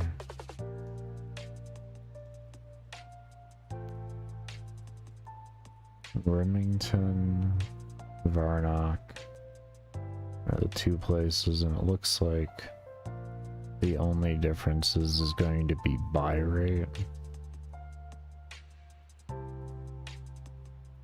I think if I go to Brian, I might be able to get it cheaper in a general regard, because a lot of people like to vendor things to him because he buys them at a higher price. So I think if I go over there, he'll be well stocked and have things maybe at a lower price then. Let's take a look. All we need to well, we're gonna be passing a bank as we go through, so we'll be fine. Let's do that. We're gonna buy a bunch of bows so that we can at least be able to switch our bows actively and do more damage to these chickens over time.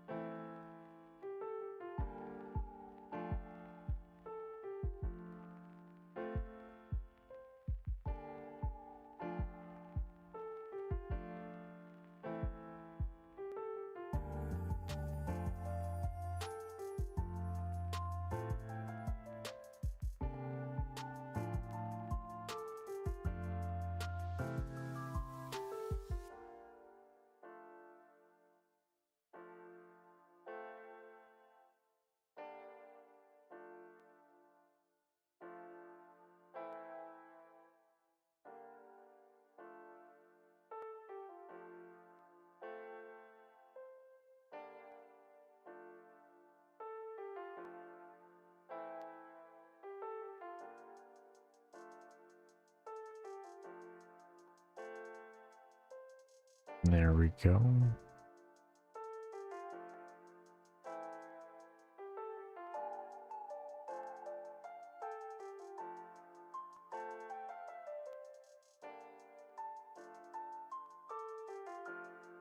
I wonder what the difference is.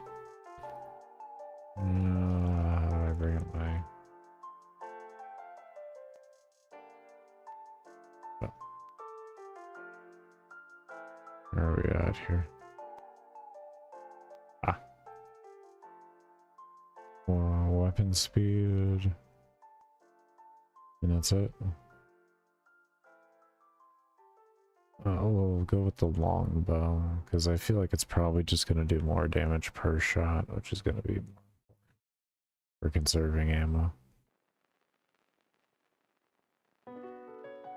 So we needed a 20 for the next one. You were at 8. Okay, we're a good way off.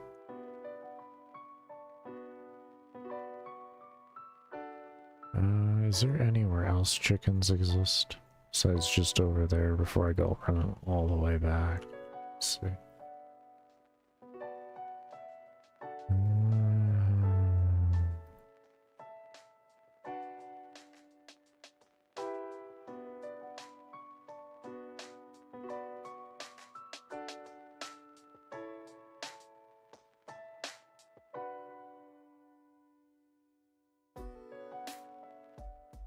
Yes. Go over here.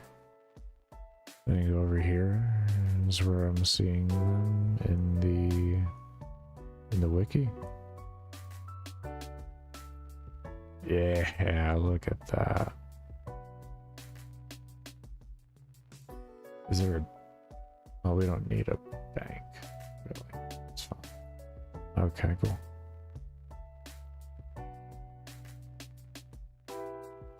We just gotta get in there. We get in there. That's a door.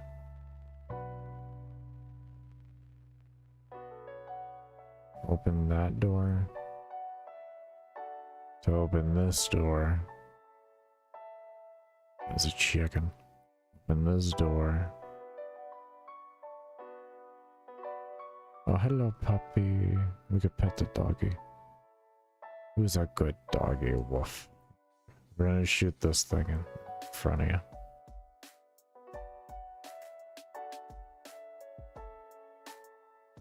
Okay, so I'm still just doing 1 damage. Let's see what this other one does.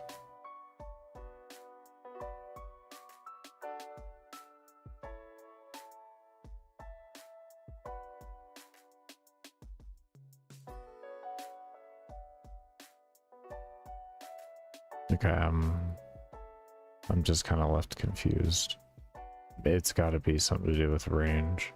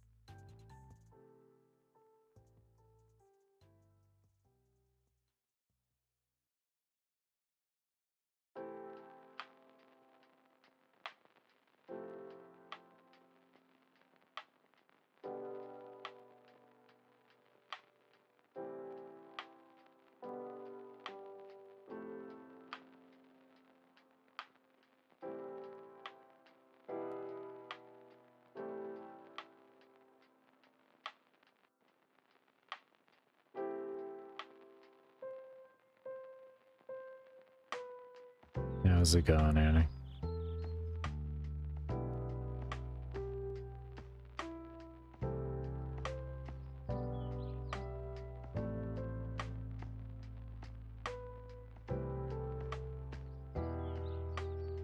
Yeah, same here.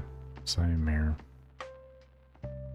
Just fishing, cooking, throwing it in the bank until I run out of feathers, and then farming out more feathers while I level up archery.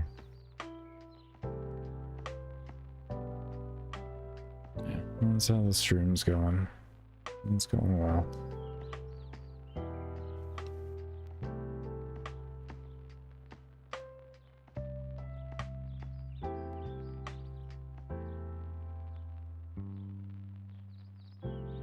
Richard is 16. I think we started it at like 2 or 3.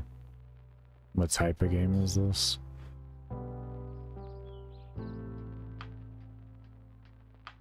This is one of the longest running MMOs pretty much ever made. And if you enjoy a game that isn't riddled with weekly and daily requirements of you logging on, otherwise you have FOMO and or you just are time gated on that, if you're tired of all that type of stuff, this is a nice supplement. Nice supplement.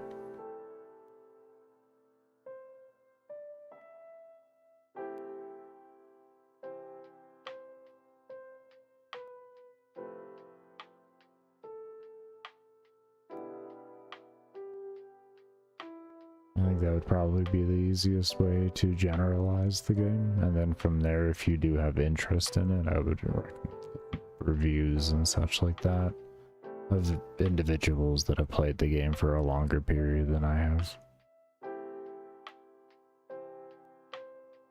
Well, that gives you a good basis at least.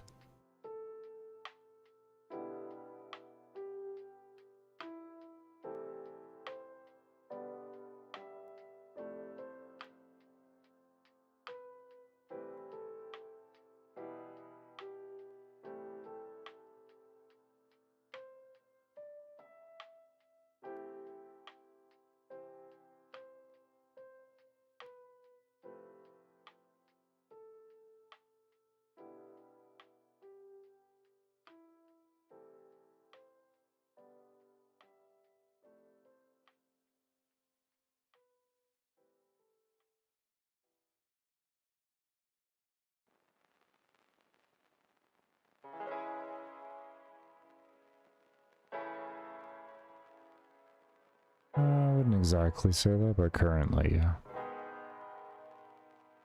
I just stream what it interests me, more or less.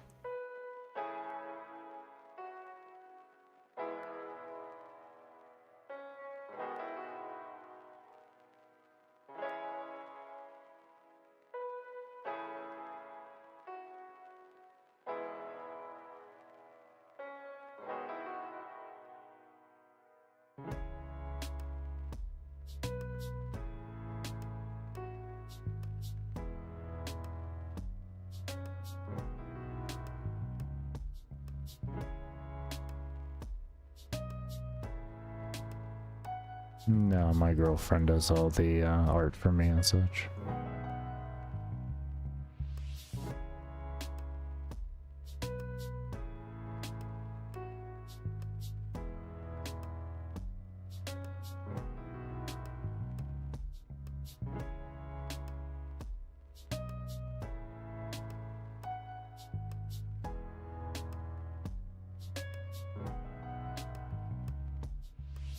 Thank you.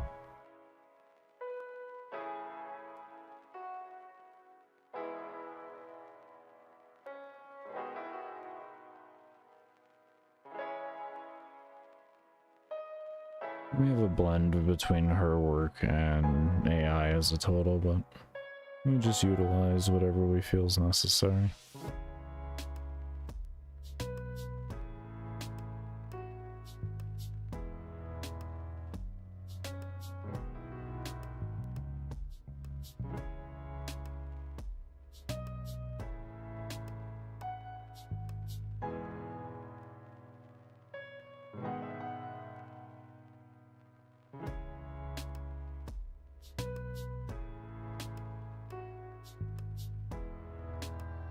must have like a tablet for her whenever she does need it and everything.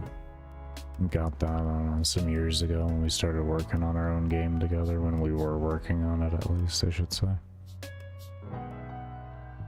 We stopped that like close to 10 months ago.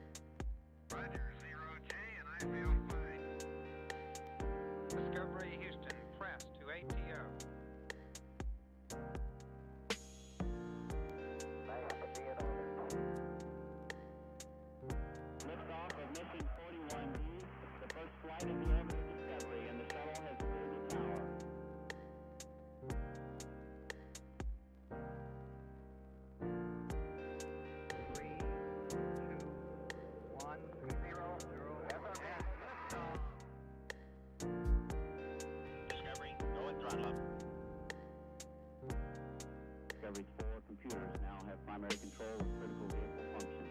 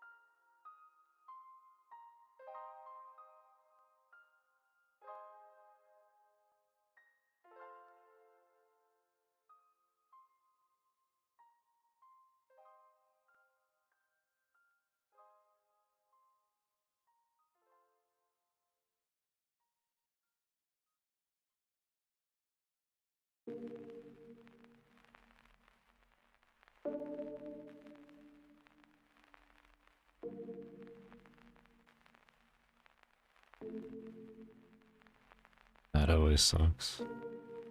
We've been having a lot of storms here lately as well. It's been an unusually active spring and summer. So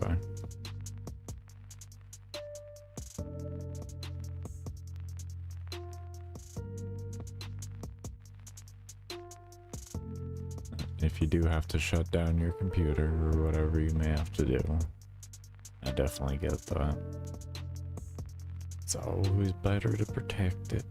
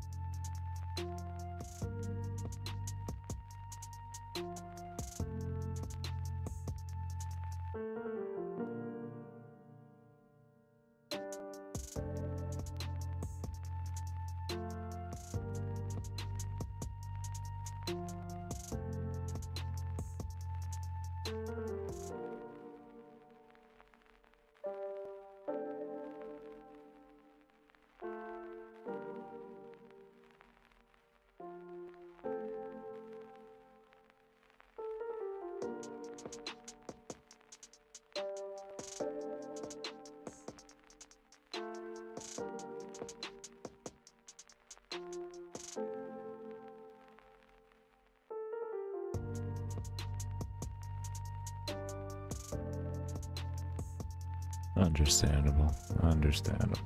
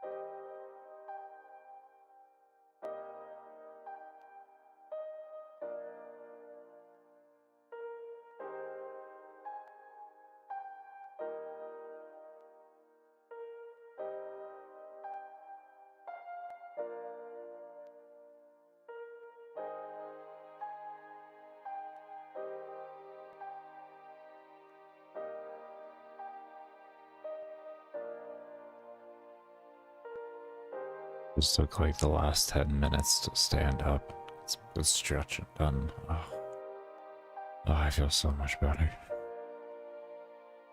Oh man, that was insanely needed.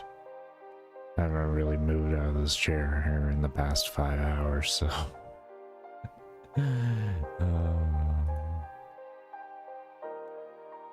That was insanely needed.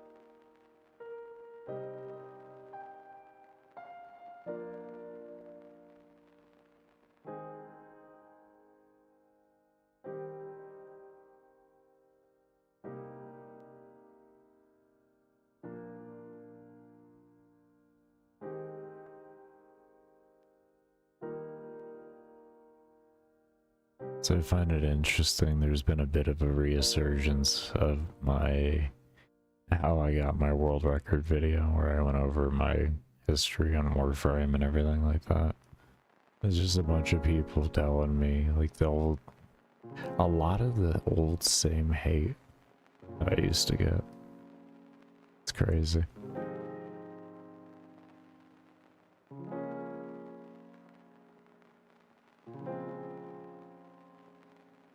I find it entertaining. Because now the funny part is I can just tell every single one of them that, well, unfortunately for you, the company actually understands, and I have full permission to do anything that I want to do. Sorry about that. Sometimes when you go to great lengths to show that you actually did do things, yeah, it can actually work.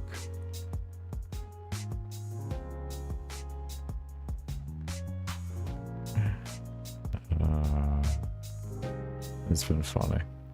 It's been funny though. I've been having fun with them. I've been having fun. I can't help it. I just can't. I just can't help it. I know you're not supposed to feed the trolls, but I get so hungry. I can't help it. I'm a very giving person. You know? Under the right circumstances, I'm very giving.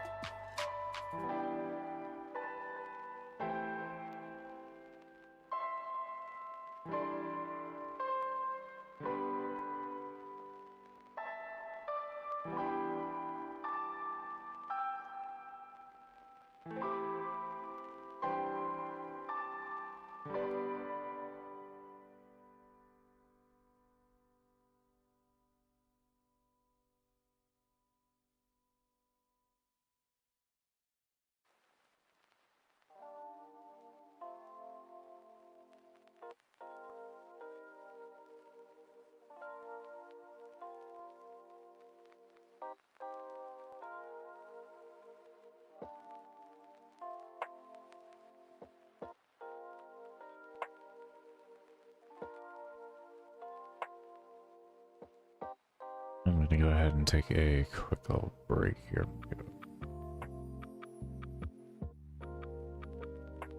Grab a snack and such. I will be back and leave myself fishing.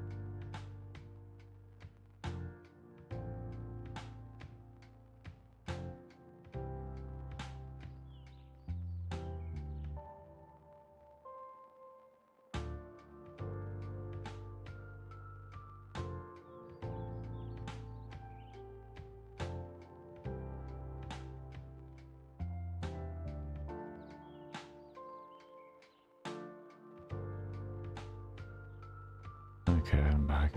I gotta relog apparently. I had to take care of a spider.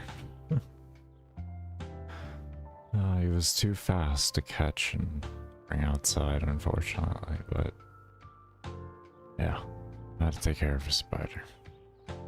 That's what that whole thing turned into.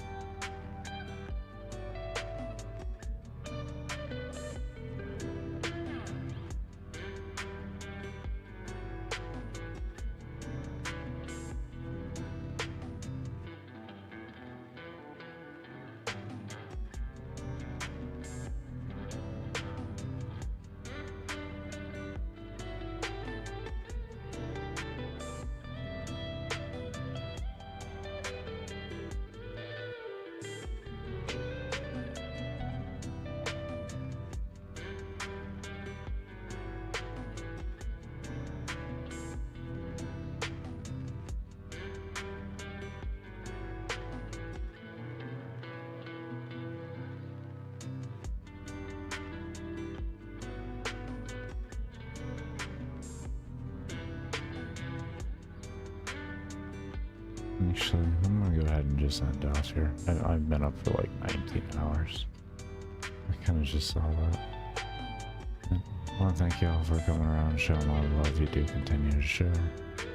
And I hope you all take care and stay safe.